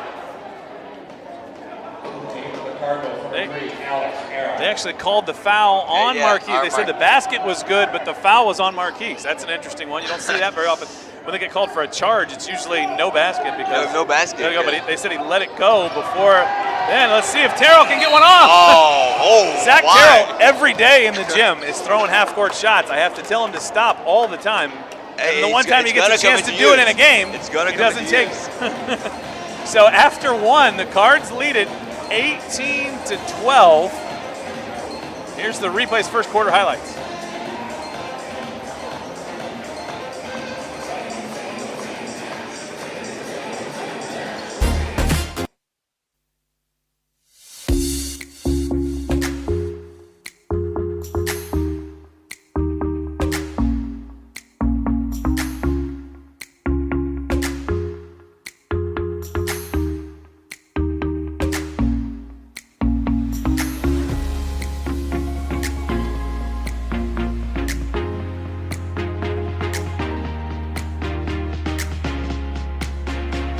I had a great line and I wasn't on the air. I heard you, though I thought you were. Now we can't say it again. Yeah.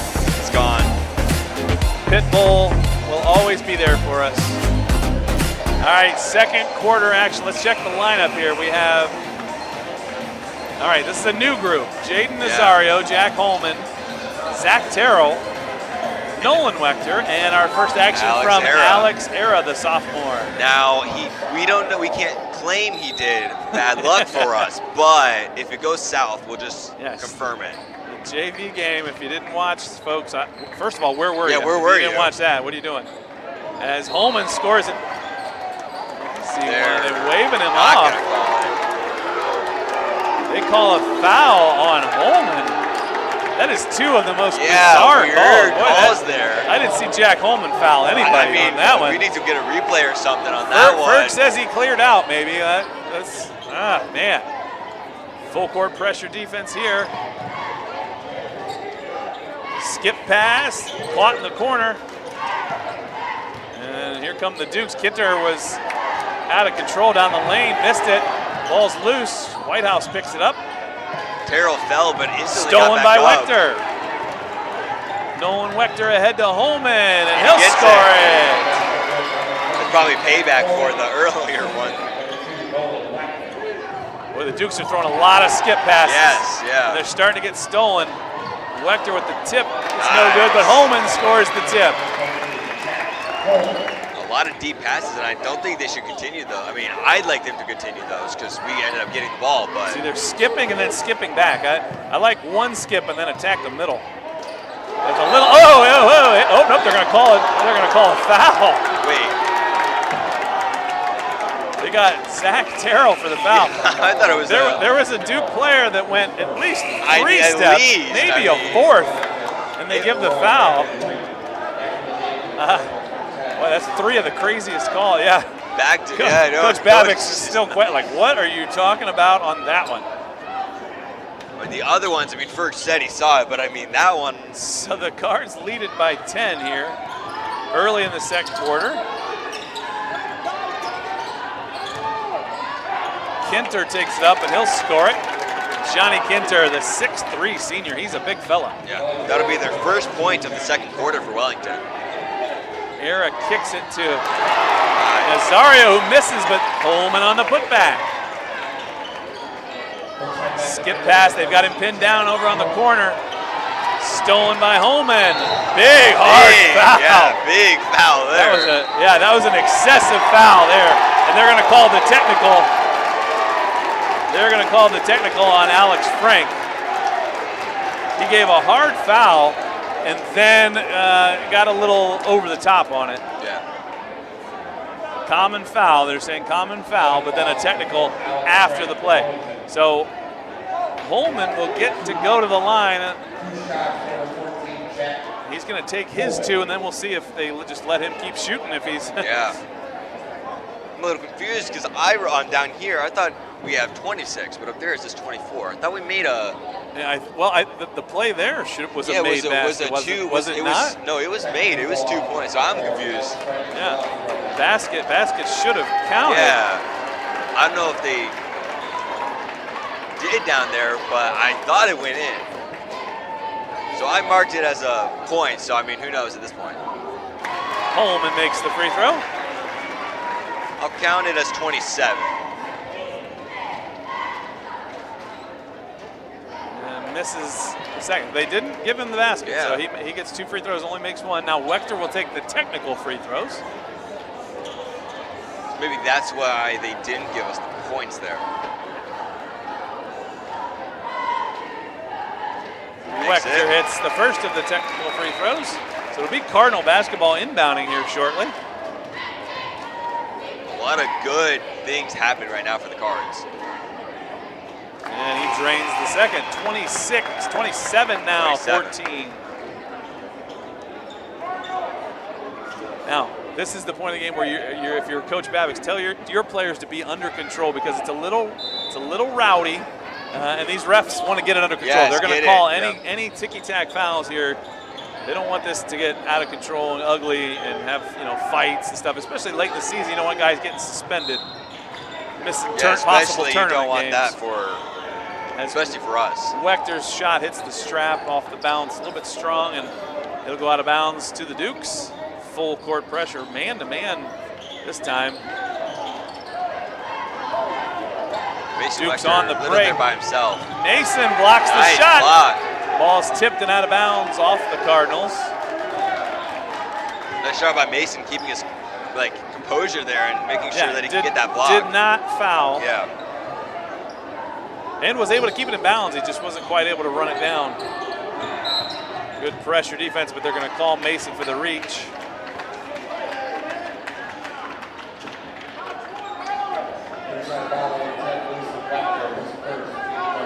Mason's got really long arms, so I guess they called a reach. Lob pass into Whitehouse is blocked. Got his own. By Holman.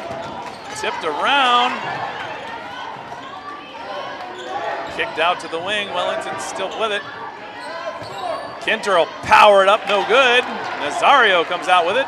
Loses the handle and it goes out of bounds.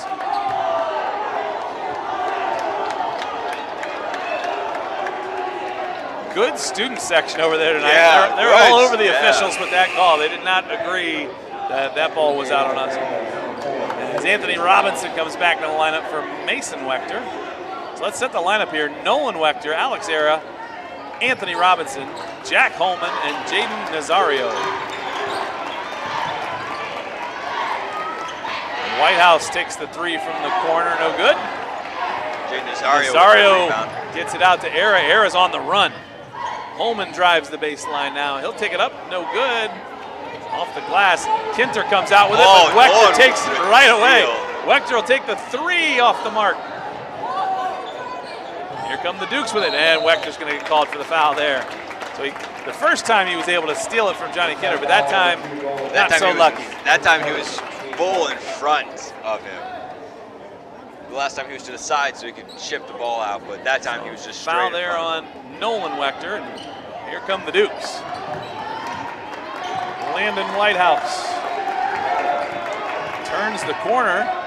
Nolan has tried the to ball get on it his again. hip. It couldn't get the shot up. That one's going to go off of Jack Holman. Out of bounds. Marquise Capers checking back to the lineup. Boy, it's been fast-paced here tonight. Yes. He'll come in for Holman. It has been action, action, action so far. Even when there hasn't been scoring, I there's know, been a lot there's of been action. a lot of action. You know, we're close to a 5-second call. Good hustle there by Marquise Capers. Can't quite save it before it goes out of bounds. The Dukes will try. Now, this is a hard place to inbound the basketball from, deep in that corner over there. Hard to run your inbound plays that set you up for a score. Oh, nice cut by Whitehouse to the basket. He'll score it, but here comes Wechter right back with it. Wechter smacks it down inside. Capers will score. Boy, Marquise Capers has a nice touch around the basket. Yeah. He gets that ball in the paint, he's going to score 9 out of 10. Behind the back goes Kinter. He'll drive the lane, but lose the handle. Nazario with it. Wechter wants to pull the trigger. Arrow drive the lane. Off of a Duke's player. I jinxed Marquise Capers. He misses one inside. Goes out of bounds off the Cardinals. As soon as you said once he's got there, he's got it. And just 100%. I'm sorry, Marquise. That was on me. 29-16 with 4 minutes, 22 seconds to go here in quarter number 2. Dukes having trouble getting it in. Yeah, real close trouble to that there. 5-second call. They do get it in to Landon Wright. Alex chipped it, but it just went back to a Duke. And a score there from Bryce Lemcool. So somebody not named Landon for the Dukes finally gets it back. Surprising. I mean, you got good odds that the Wechter with a long three. That was an NBA Yeah, that three-pointer. was a crazy 32-18. And boy, if he heats up, this thing could get crazy. Kinter right back with a three. And another timeout from Wellington. Wellington has used 3 timeouts. This one's just a 30-second timeout. So let's hear from our senior wrestlers.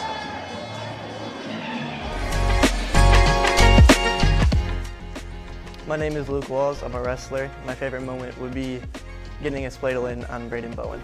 My name is Braden. I'm a varsity wrestler. My favorite memory from this season is when Coach took us all to Cleveland State to watch Cleveland State versus Purdue.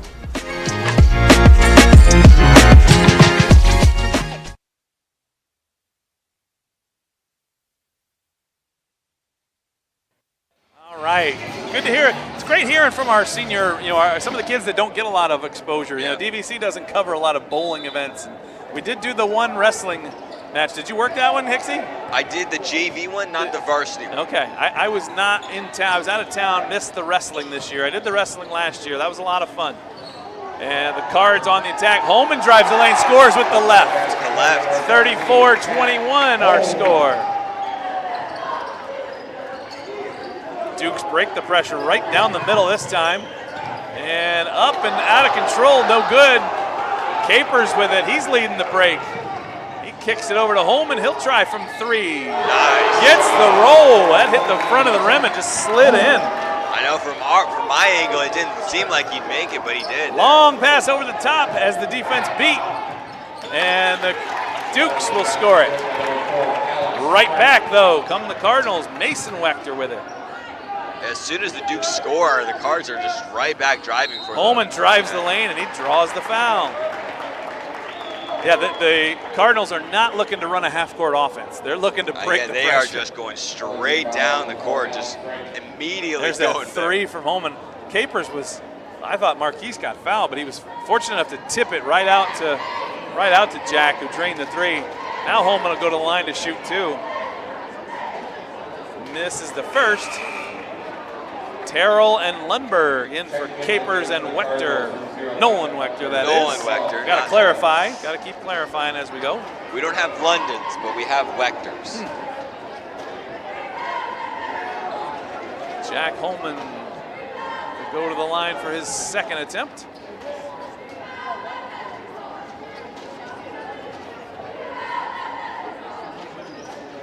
Misses the second as well, but we've got a push. And against the Cardinals, it looks like they're going to call. I'm surprised that it was against the Cardinals because Terrell was the one that fell to the ground. No, they are. They are calling it against Wellington. Okay. He pointed as if it was going the other way. He pointed that but way. Then he said the foul was on number 5. Now he's asking the scorers table what they thought. What did you guys see? I tell you what, if they would just ever ask us up here in the booth, we've always got the call. Yeah, we know exactly what happened, and it was our guy got fouled. We are That's very exactly what happened that non-biased, time. non-biased at all up here. So let's see what the result is. That it is going to be a foul on Wellington. They do say that the Wellington player pushed off, and Noah Adkins is going to inbound it. Holman's wide open for three, and he drains it. Noah Adkins has never had an easier. I know. And we've got a technical foul here. We have the point. I We've got didn't see it. another technical foul.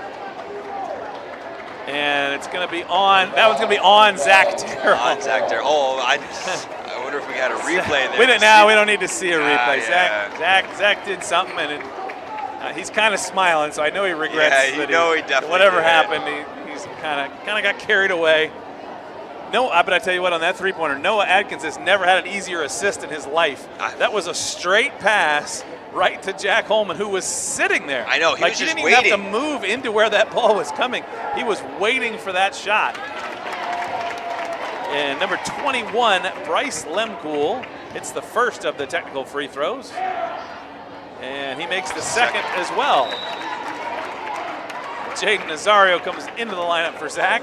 So Zach, the rest of his life, will be able to say that he had some action on senior night. He got a technical foul. Yep. But he definitely felt good about it because he was smiling. So I don't know what he did. It might have been to the guy he pushed that pushed him. We don't know. So the Cards actually will take this timeout. 30-second variety. Just telling his guys, hey, keep playing hard, keep playing pressure, but we got to be under control. They've called 2 technicals in this game already. We can't have anything silly happen.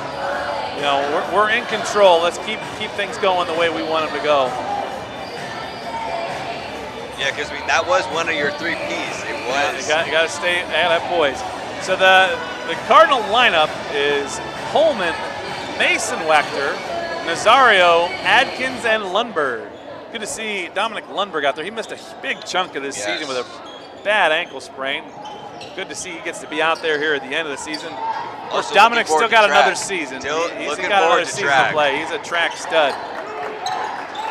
Trap up top by Adkins and Nazario. It's passed out. Whitehouse has got it. He makes the good play, but his teammate kind of sloppy pass out there. I expected that he would have taken that shot farther back when he wasn't contested, but Connor Kinzer tried like a runner. Yeah. That's a hard shot, even if you're set, but on the run, that's an even more difficult one. And they actually called the foul. I thought they called a jump ball, but they called a foul on that one. So Jack Holman goes to the line again. I thought it was a jump because it looked like Jack just had it. And they called the reach that time. Jack Holman, of course, that's the 5th foul of the quarter, so Jack gets to shoot free throws. He makes the first. In the JV game, Ethan Blythe went to the line 3 times, but I feel like Jack's already beaten that. Yeah, I think that was his 3rd or 4th time to the line already. Third to the line. Trouble getting it in for the Dukes. under pressure. Let's see if we can get that steal. Nope, good job by Wellington that time. And they'll beat the pressure, but can they score off of it? Nope, we're gonna have to set their offense. Johnny Kinter drives the lane, he'll draw the foul. So common theme here for the last quarter and a half is that these refs are not letting you play. No, they are calling everything. They're gonna try and get this game under control by calling just about everything. No ticky-tacks will be allowed. Everything's gonna be a foul, so we don't have any more technicals, no more intentional fouls, anything like that.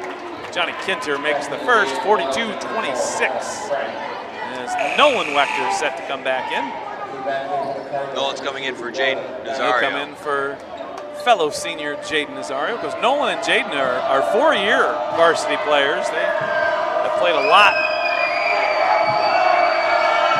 That is a loud crowd. Makes the second surprised out. he made Mason that. Wechter, okay, Mason Wechter had sat down in the opposite corner. He was wide open, but the Dukes do hustle back and try and pressure out of it.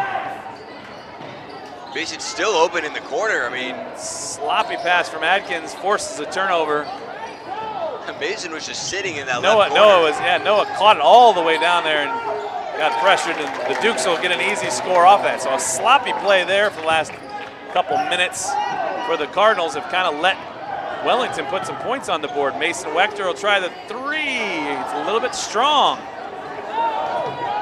This time it was the right side, not the left. Usually the left side's the battle. And the Dukes beat the pressure again, and that'll be another foul.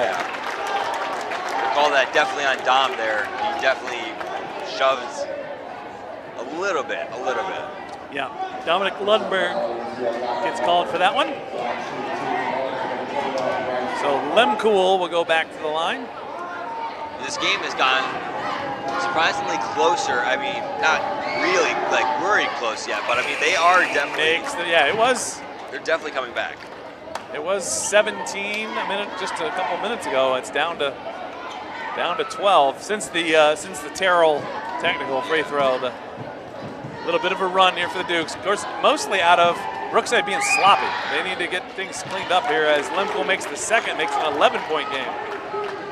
Nazario brings it up the left side.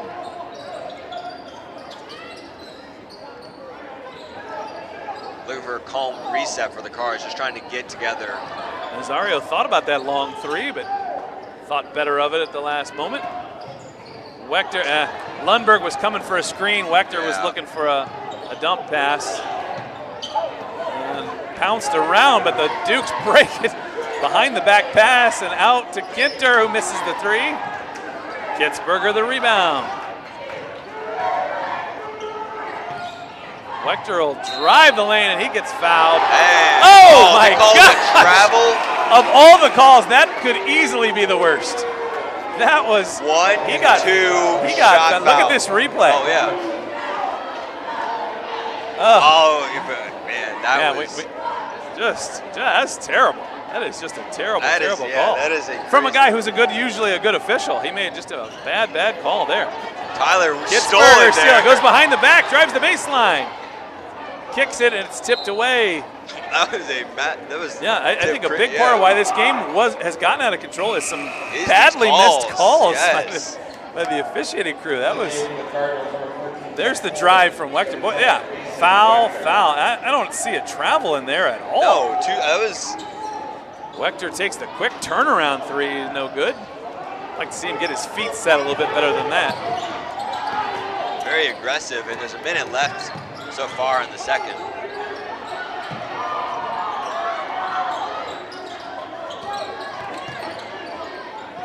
Kinter with it, he'll try and power his way into the lane, and he does, and he scores.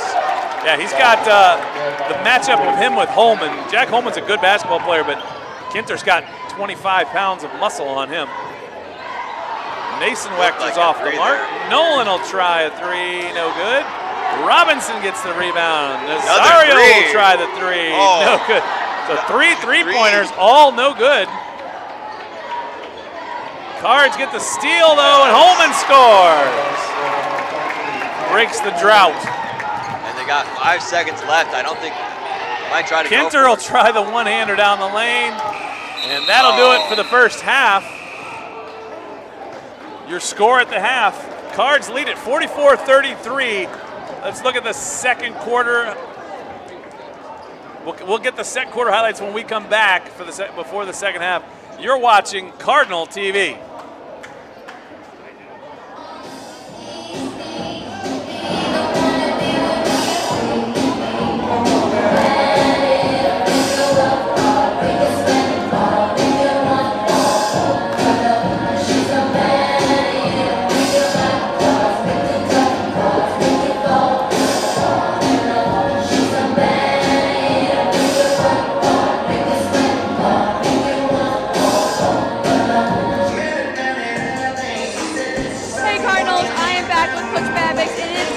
Of the varsity senior night. I just have a couple questions. First, what do you think your team needs to keep doing to improve coming out in the second half, keeping the lead? We got to rotate better in our traps, and obviously we got to start knocking down some open threes.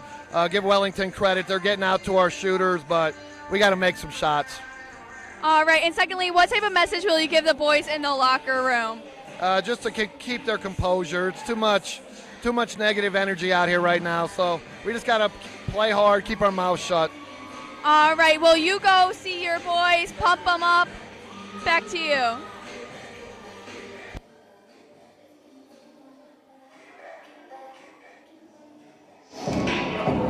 It's clear to see they got JV. Hit the ball, SIT. My flow, they BIT. Shot don't but IBC. Go home, do BIG. My dome, they can't SIT. My crown, can't FIT. I'ma tell you like a little told me. It's okay, crack your shot.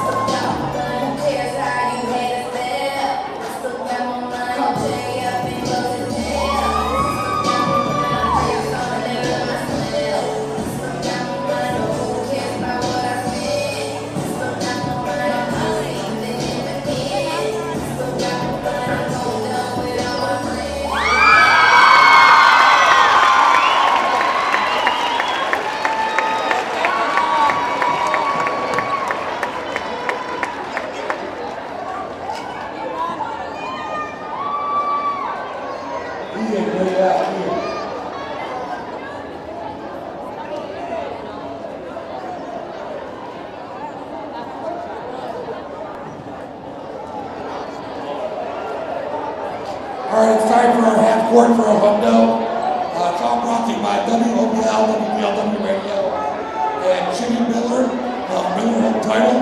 Jimmy puts this whole thing on and gives us the $100. Ian's been asking me for 2 weeks to shoot, so he's gonna get first shot, and then Reese is gonna take a chance after that. So first up is Ian, make some noise for him.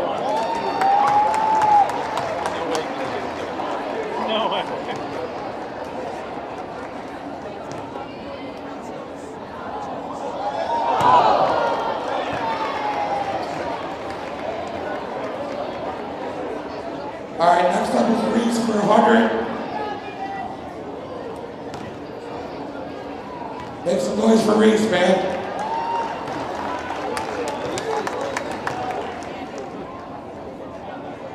Oh! All right, we'll do it again next week again. Don't forget, next Saturday night is community night. All admission to the game is free for the entire community.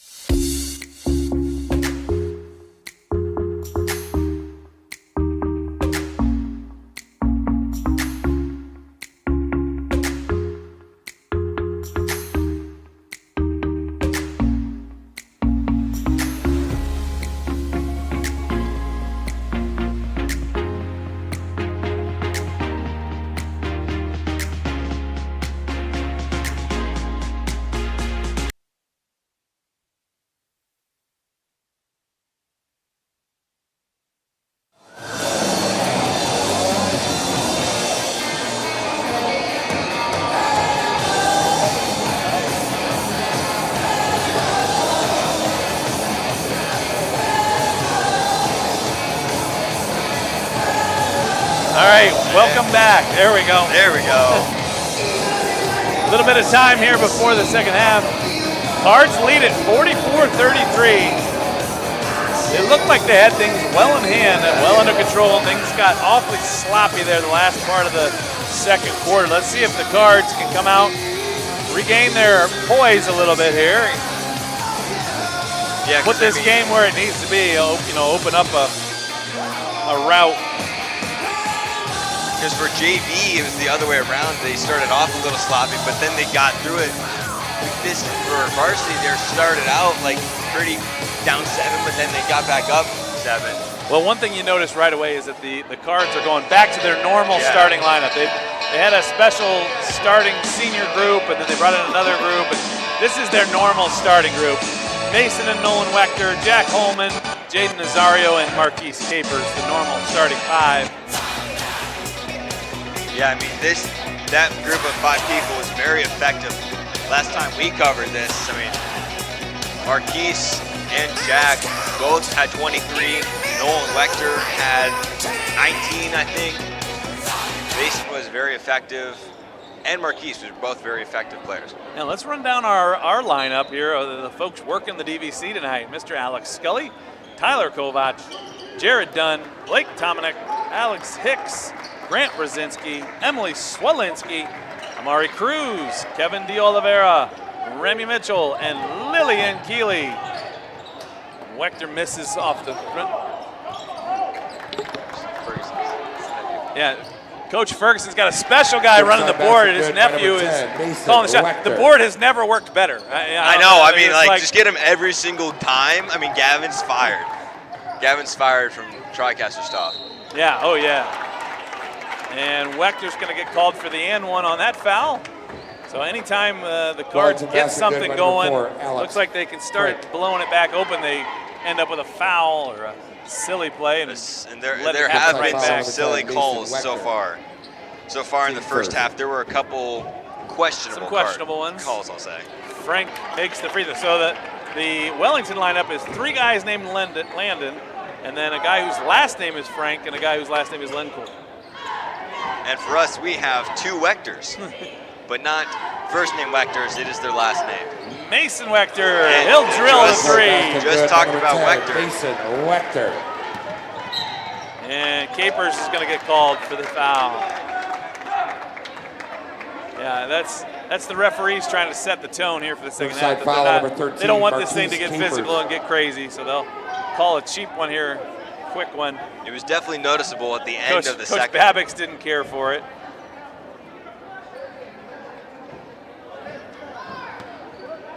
And Wellington will inbound it. That's Landon Wright.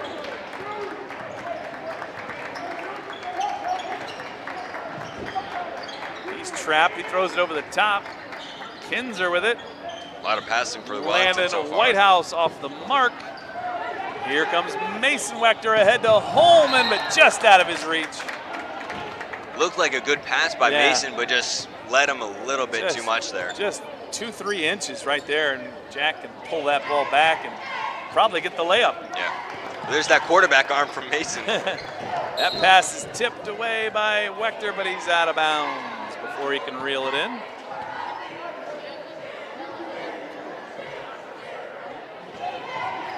We have a 13 lead so far, so we gotta maintain it. Trapped down in the corner and lets him out.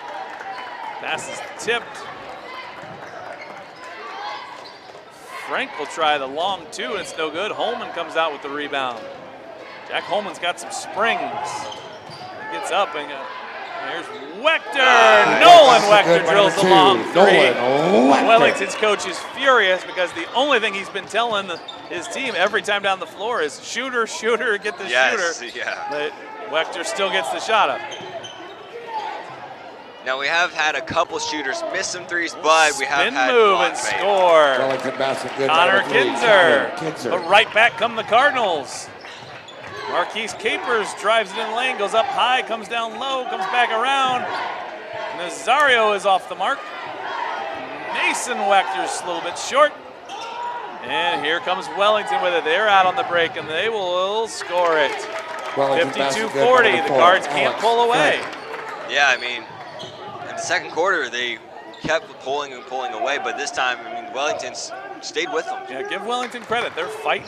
Yeah. And Capers will score it and get the 13, foul. Capers. Marquise Capers, the sophomore, will go to the line with a chance to extend this lead. It's now 14. He can make it 15. Wellington foul on number 4, Alex Frank. You know, I really wish the scoreboard had the At the people line, and the shooting points guard, they number made. 13, 'cause Marquise Somebody didn't Capers. show up yeah. for work tonight. Marquise Capers, Alex Era came back to the lineup there. So let's take a look here. We've got Nolan and Mason Wechter, Marquise Caper, Jack Holman, and Alex Era. Looks like Alex Era came in from Jaden Nazario.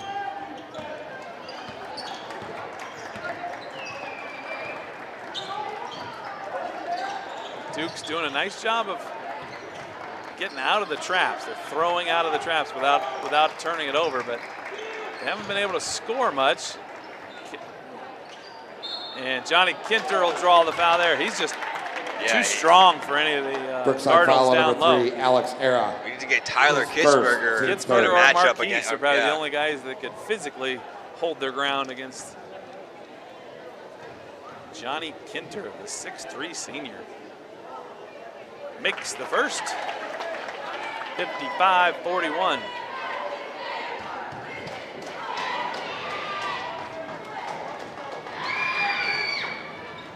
Off the mark with the second, Mason Wechter with the rebound. Here comes Jack Holman with it. Duke's extending out, pulling their zone out a little bit further so that Nolan Wechter doesn't get any easy looks from three, because he will shoot from 22, 23 feet. Basically, anywhere that he thinks he can make that shot, he will try it. Like right there. Right there. A little bit strong off the back of the iron. Which is crazy to say from that far away. I think the Duke player, was the last to touch it. I don't think he needed to do that. I think it was off of Brookside, but he went to save it and was out of bounds. And Wechter scores it. Brookside basket good by number 2. Nice Nolan cut down the Wechter. lane. Cards right back up in pressure. Capers forces a long skip pass. Nice It's stolen grab by by Wechter. Mason Wechter will try a long ball. Wechter. Got it! Third play basket good by number Mason 10. Wechter, and the Mason lead Wechter. is 19. Assisted by number 2, Nolan Wechter. Mason Wechter is fired up. He is Timeout taken by Wellington. clapping his Full hands timeout. and pumping his fists. He's out at about 21, 22 feet on that one as well. Now Wellington's So a got full timeout. Let's take a look at our boys basketball seniors.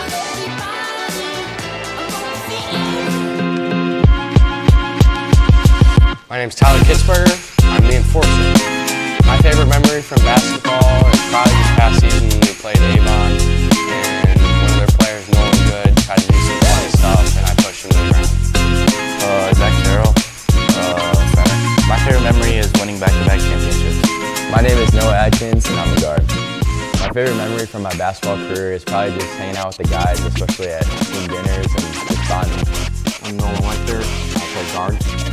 I think my favorite memory was either breaking the scoring record or going back-to-back. Those are two pretty big memories for me. My name is Nick Guerra. I'm a part of the Brookside basketball team. My favorite memory would have to be when Ben hit the game winner at Keystone. My name is Anthony Robinson. I'm part of the Brookside basketball team. I'd say my favorite memory is winning the LCA conference against Firelands last year. And we're back. I love that they had all the players' positions. Tyler Kitzberger's position, enforcer. Everybody else was a guard or a forward or a center, but Tyler was enforcer. Guards will drop back into a half court. No pressure. That might be the first possession all night. First time that they Wellington was able to haven't been bring going up. for full pressure. So a 1-2-2, but from half court now. Era gets a piece of it, but it's out of bounds. Yeah, let's try it. I like that he read it perfectly. It's just he unfortunately couldn't complete it with wrapping his arm to try to hold on to it inbounds. Wechter tips it, and it's Holman's got it on the run out, and he will lay it in. Brookside basket good by number 14, Jack Cards Holman. lead it by 21.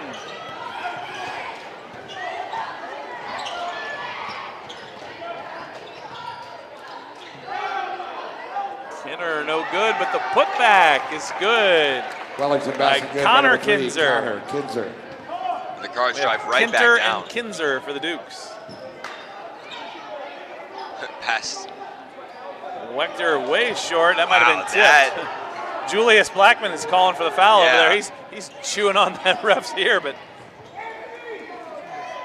Mason ran for Tipped that one, tried out. to get in. I think he yeah, did end up Mason getting looked tipped. like Mason got a piece Into of the that game one. for Wellington, number 21, Bryce Lidcool. Checking in for the Cardinals, number 4, Anthony Robinson back in the lineup for Marquise Capers. After that replay, Mason definitely did get a tip right there.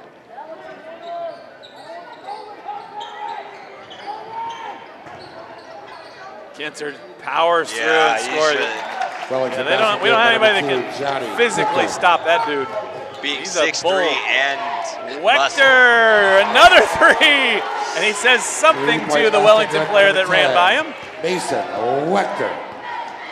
Bryce Lemcool went by, and Mason said, "Hey, your shoe's untied." Maybe. Yeah, I think he said, "Good, you're doing good." I think he said, "You're doing great." They'll call the foul on Brookside there. Call it on Mason Wechter. Brookside foul on number 10.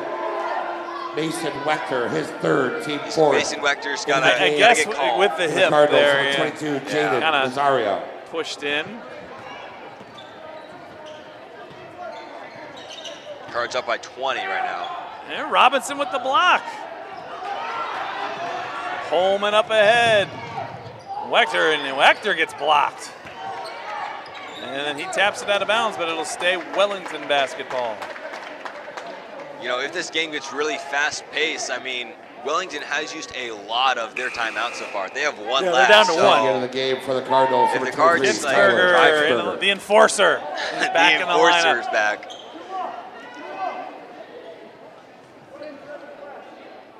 So full court pressure again from the Cardinals. A different look here. 2 men up, 2 men at half court. And Tyler Kitzberger protecting the basket. The enforcer protecting the basket. I like the matchup though. He is on Johnny Kinter right now. Yeah, he's 3 ball from the corner's no good. Nolan Wechter comes out with it. Here comes Holman. Pulls up, crosses over, but has it stolen by White. I say what? I thought for a second they were going to call a foul, but it was a Wellington player colliding with another Wellington player. He realized, I think the official was going to call the foul and realized it was two Wellington players, so he called for a travel. Which is, I just Wechter will take an off-balance 3, no good. Whitehouse throws a full court pass there, and Wechter's going to get called for the foul on that one. Wechter tried to play it off as but his arm hustle. went up just where his hand was. Good hustle from Nolan. Second at the line shooting 2 for Wellington, number 3, Connor Kinzer. It's called for the reach off of that one. It's better to have a chance at them not making it versus just giving it to them. Yep, no freebies. There you go. Off the front of the iron is Second Connor of the game for the Kinzer. Cardinals, number 1, Noah Adkins back in the lineup for Nolan Wechter.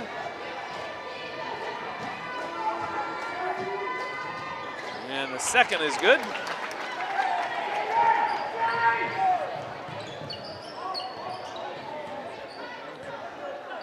Seems like the Cards are taking a little slower approach right now. Nazario feeling his way around the top there. Arrow throw a high pass that almost stolen. Nazario saves it. Noah's wide right, but he just stepped back a little too far for a three-point there. Nice entry pass there. Kitzberger will take it up strong, but it's blocked by Kinter. And out of bounds to the Cardinals. Good take by Tyler Kitzberger, but Johnny Kinter with the block. Cardinals run the inbound here. Skips it out to Jaden Nazario. Nice job by Nazario getting open so that no one could get out there. Cards will swing it around the perimeter. Skip pass to Adkins. I thought Noah could have scored that one. And there will get a basket for Tyler Kitzberger. 67-46 our score. It'd be great to see every senior get a point on the board tonight. Whitehouse skirts through the lane, can't finish. Here comes Kitzberger on the break, and he apparently knocked Kinzer down. Robinson with the putback. I don't know if someone's really going to believe that easy of a... Wellington's coach begging for a foul call, and he gets one at the other end. Brookside foul on number 4. He really felt like Robinson, his guy was his getting first hammered at the line other end shooting of the for floor. Wellington, number 3, Connor Kinzer. Actually worked out better for him because he gets 2 free throws now. Yeah. Connor Kinzer, the sophomore, makes the first. Into the game for Wellington, number 11, Spencer Brazil. Cards are up by 22 right now. 21 Yeah, you right jinxed now. that one, Hicksy. Nazario, they missed. Noah Atkins was wide open. He was the only guy on this And end of he the floor. gets it. He was so open that they still got him 8 seconds later. Just right waiting back down come there. the Cards. Kinzer loses it out of bounds. He was so open, even though they didn't pass it to him, he still Yeah, ended up getting and he was open. on the right block. Like he was just sitting there waiting for it.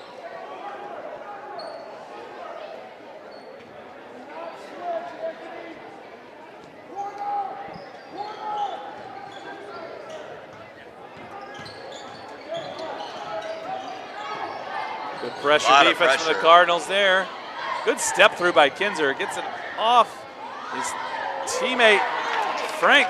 Wellington Can't basket get good it, by number and 4, Alex Frank. Gets his putback, 71-50. 17 seconds. Cards will hold it left. for one Yeah, shot they here. might just try to let it go.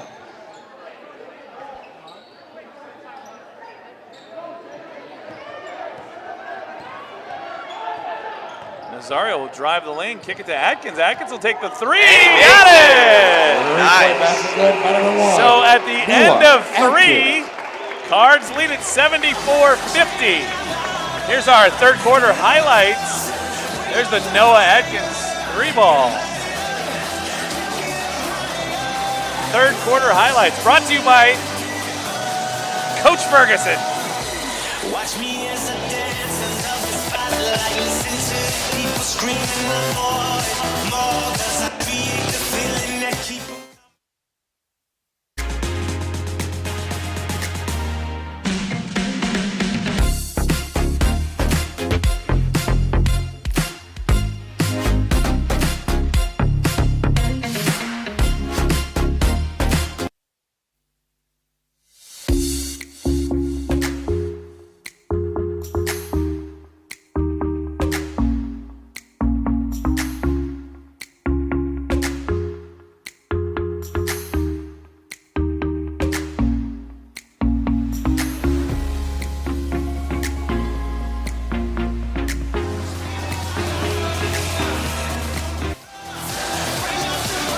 All right, we're back for the fourth.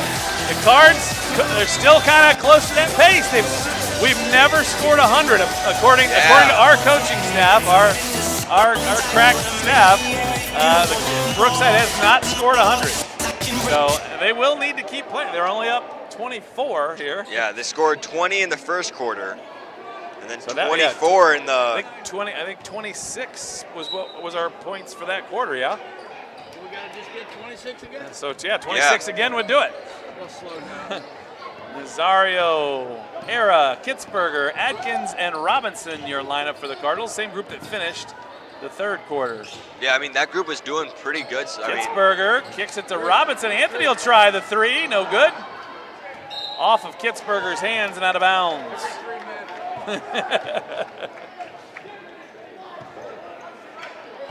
Here come the do. So Brookside is not in a full court press. That's a couple possessions tonight that they haven't been up in full, but they do get a quick shot off and they get the rebound.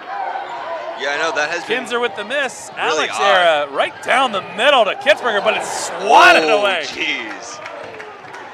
And Looked like he hit Tyler's head with that one, but they call Anthony Robinson for a Wow. foul. I was looking at Anthony Tyler Robinson. Kitzberger Yeah. bouncing off the wall. I know. I didn't even know what Anthony did. Yeah, no, I was too focused on what Tyler getting bounced around. I mean, I didn't even see what happened with him.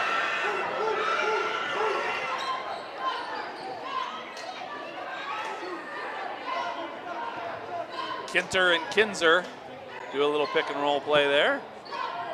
Kick out to the wing is no good. Robinson had a piece of it, but he couldn't pull it in. Wellington with the putback is also Fighting no good. for it.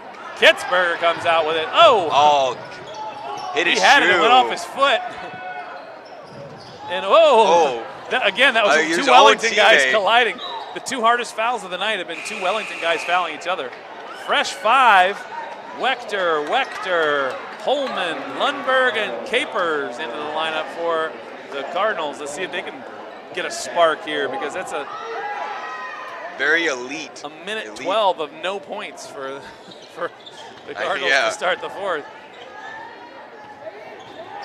They just need 26 points. Kinzer with a nice spin move and the scoop shot around Marquise Capers. 74-52. Holman crosses it over behind the back, between the legs. Nice pass to Wechter, but it's swatted away. Oh, and some taunting there. What a missed call there. I know. Lempool was just absolutely taunting Nolan Wechter. And Coach Babix is absolutely livid. Coach Babix is livid about that. Now we've got a foul on the other end. So crazy, just. Yeah, nobody's happy about that. Namely, the Cardinal faithful over there, the student section, is furious that nothing happened on that last possession after there were technical fouls called separate. And now he's taunting the crowd. He's yelling at the crowd. Yeah, he's taunting the crowd. And the officials are yelling at the crowd instead of the player. I know, the officials right there at the crowd and just. Yeah, he's calling for Mr. Frank to come. So instead of the referee getting control of the game on the court, he's going to make Mr. Frank get control of the student section. So that tells you what kind of officiating we're at this point in the game. I don't know how much our student section's doing. And Mr. Frank's going to make everybody get up in the up a row so that there's space. Good job by Mr. Hey, just like last week, Mr. Frank coming in and regulating. Yep. He had to remove a student last week. So he did, yes. Just walked him straight out of the game. Yeah, just because of something he did that was immature. Yeah. We won't name names. Won't name names. No names will be named. Wechter drains the long three. And now he's taunting. The two of them are going back and forth, and nobody's doing anything about it but us. The DVC are the only ones on top of this. I know, the DVC are the only ones who are looking at these things.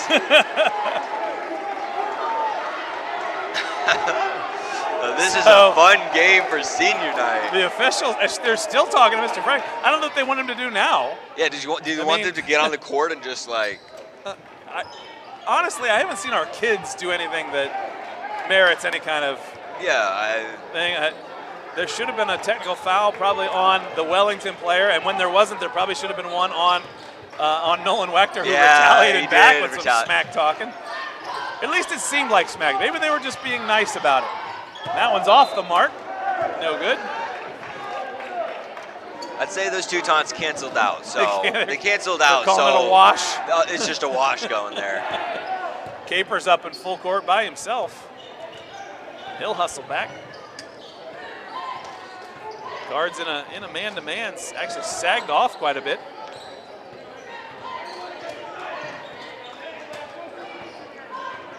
Marquise Capers up on the ball. 3 balls off the mark. Yeah. I don't know if he saved out of that. bounds. All right, they're going to call it was denied. And the obligatory air ball chant from the Brookside student section.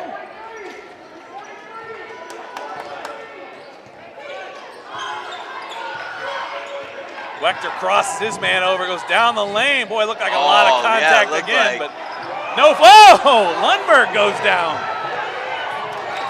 So calls here not being. And now we've got a technical foul on Wellington. We go. Coach Babix is still yelling at the official on this end, and they've got a technical on that end.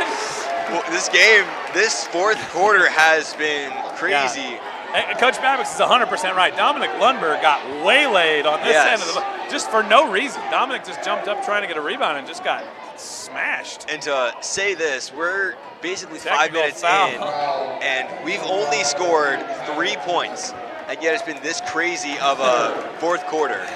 We have scored 3 points so Things far. are getting well, and now the senior banner are falling down. Signs are falling off the stage. Our pets' heads are falling off.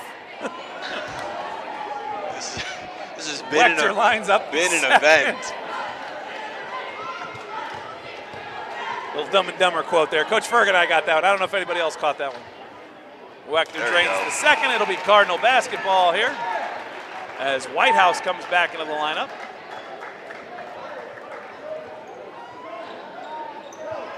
Let's set our Cardinal lineup. Wechter, Capers, Holman, and Lundberg.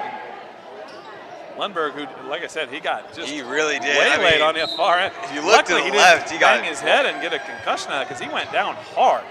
And the high lob pass there to Wechter is blocked, but they're going to call the foul.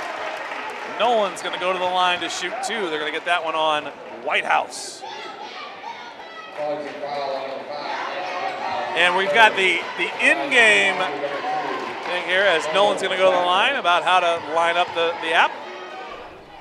Hello everyone, I'm Noah Adkins, a senior here at Brookside High School. And in this short video, I'm going to tell you how you can find our Cardinal Community streams on our school website.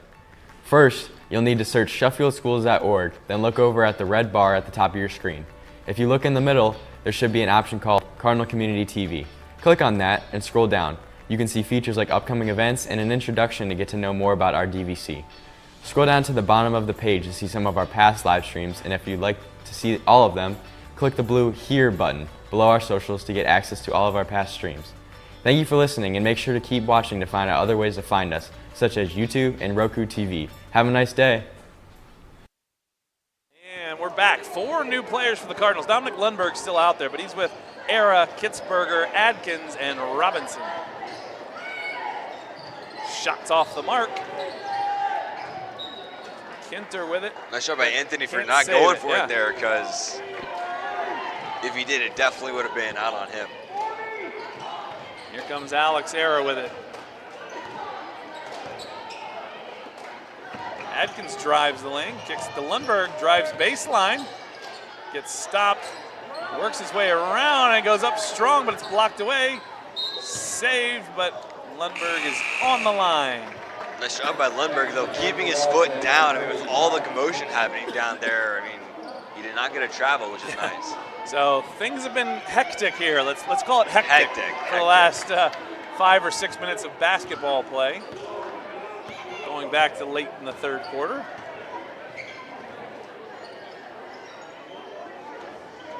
Baseline drive and kick. Whitehouse will try the 3. Good. Landon Whitehouse has got a nice looking jump shot. He's, like I said, a third-year varsity player. So as Era drives the lane, and he'll get fouled. Yeah. Another drive by Alex Era.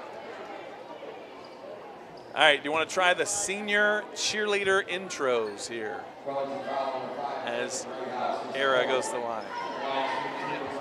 No, we're going to stick with Alex. We can't afford to miss Alex. I know Era we can't afford to miss Alex Era over here ball. shooting. All right, the pressure is on Alex Era, though. So. All right, Alex makes the first. Makes the first. 81 points for the Cardinals. One of the highest scoring teams in Ohio. Yeah. Are the Brookside Cardinals this season. They scored 80 the last time against Columbia. And now they already beat that so far. And Era makes the second. 82-57. Of course, Coach Babix would love to get a bunch of points, but he remembers that he has a huge game tomorrow. No need to wear out his main guys with this one well in hand. As Kinzer scores it from 3, 82-60. I imagine we'll see these guys and maybe some of the JV guys down there. I see Blythe and Casey, and the guys. Era kicks it to Lundberg. Dom gets it smacked away and out of bounds. Looked like the same thing that happened earlier is when he tried to come in, but it just got hit out of bounds. Tomas Lisa into the lineup for Wellington. He played in the JV game a little bit. Big fella. 6'2".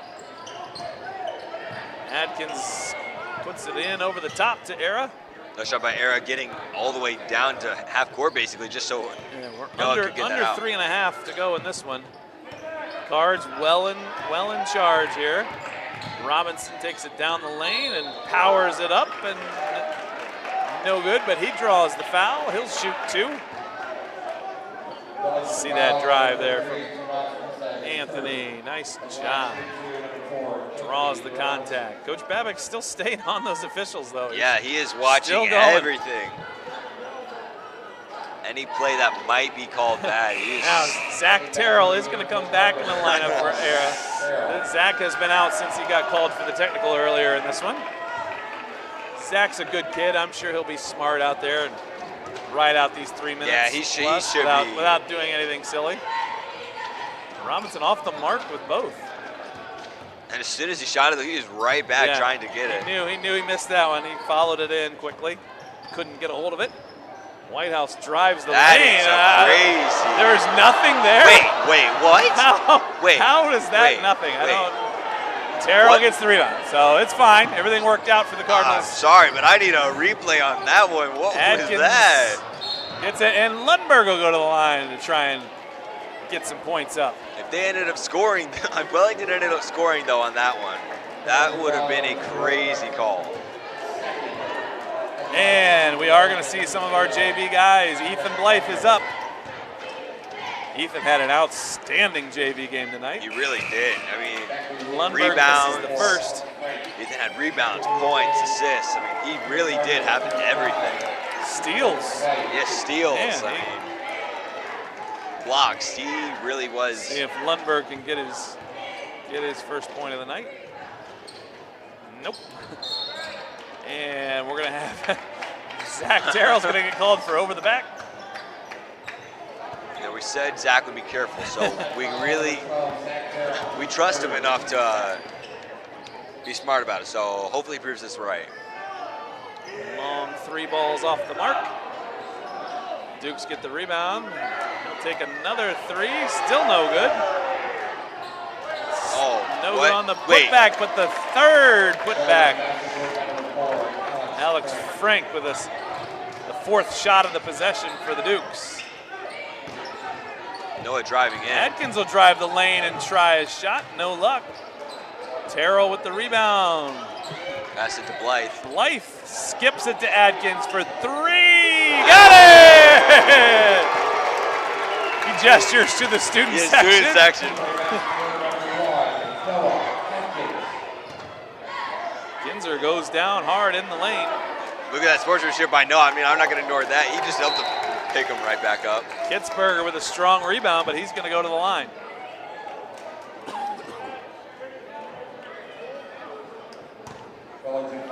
Now, again, one of my pet peeves.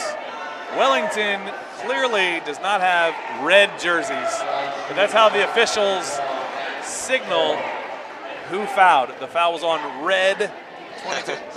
I just don't understand that. You can't say purple or maroon. I know you can't say maroon or. Kitzberger a little bit strong on the miss. Look, if you Muniz.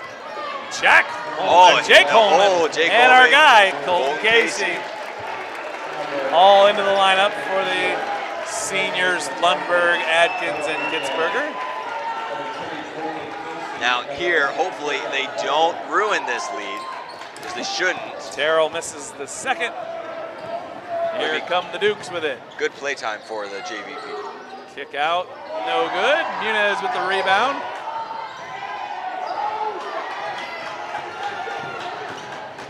This is pretty much JV versus JV at this point. Yeah. And Blythe will get called for the travel. He took that hop step into the lane, but they're going to call him for the travel. Duke's coming back with it, minute 30.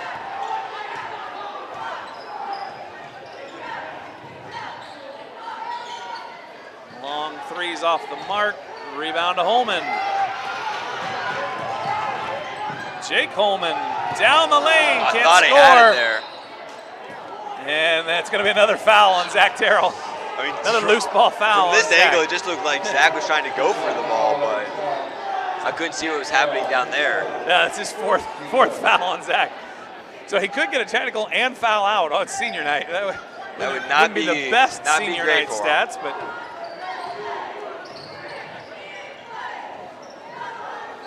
another three. Three ball off the mark. And we're under a minute. Guards. Steal by Casey. Holman to Muniz. Back to Holman. Can't score it, but Blythe gets the putback. That was some good passing by the JV Blythe, team there. yes, and then the putback by Blythe. Didn't bring the ball down. He kept it up, caught it high, kept it high, scored the basket. Casey's trying for another steal. Very aggressive. He's all over his guy. The JV they almost team is collided very with Mrs. aggressive. Adkins over there in the corner. That'll go out of bounds off the Dukes.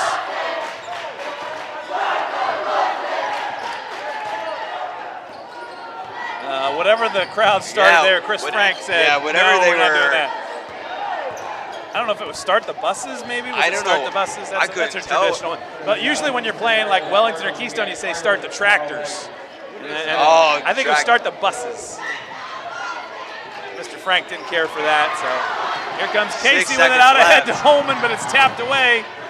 And we're gonna. They're gonna call it. They're gonna call the foul there. Wellington foul. 2.2 seconds to go in this one. 87-62 with 2.2 seconds to go. And the Dukes will just run that one out. Oh, no, he will get that off. Oh. No. So the Cards are going to win this one 87-62. Let's see if we've got an interview. Maybe.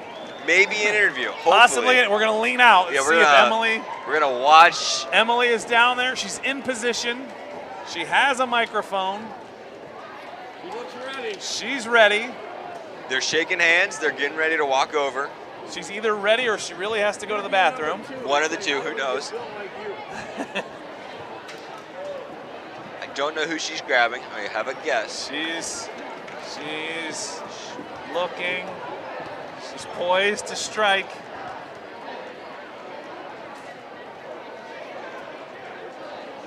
Nolan. She's got Nolan Wechter. She's got so here's Nolan Wechter. Emily Swolinsky and Nolan Wechter. Hey Cardinals, I'm here with Nolan Wechter, the MVP of your very own senior night. I just have a couple questions. First of all, what are you most proud of your team's performance today? Probably our defense in the end. We picked up a lot, and then we started hitting shots. But probably defense down the end and just keeping our composure. All right. Secondly, was this game hard to focus on with such a big game tomorrow? Yeah, it is a little bit, but, you know, we got one goal. So we just check them off, and we move on to tomorrow, and we'll look at Firelands. All right. And lastly, how do you plan to move this momentum forward into the big game tomorrow? I mean, we're bringing it all the momentum with us, you know. This was a good win, but tomorrow's the big one. All right. Well, you go celebrate with your team. Thank you so much. Back to you, Cardinals. And we're back. Now, we still have yet to get the senior cheerleader. Coach senior cheerleaders, I want you to know, it is Paul Ferguson did not want to play your interview. Mr. Ferguson said, no, not us, not us. So don't miss any future district broadcasts. We will be back for we're hoping a boys playoff basketball game. Thank you for joining us tonight. You've been watching Cardinal TV. Our final score here from the Birdcage, 87 for the Cardinals, 62 for the Dukes. You've been watching Cardinal TV. I am Coach Brad Barhorst. I've been here all night with my main man, Alex Hicks. We'll see you next time on Cardinal TV.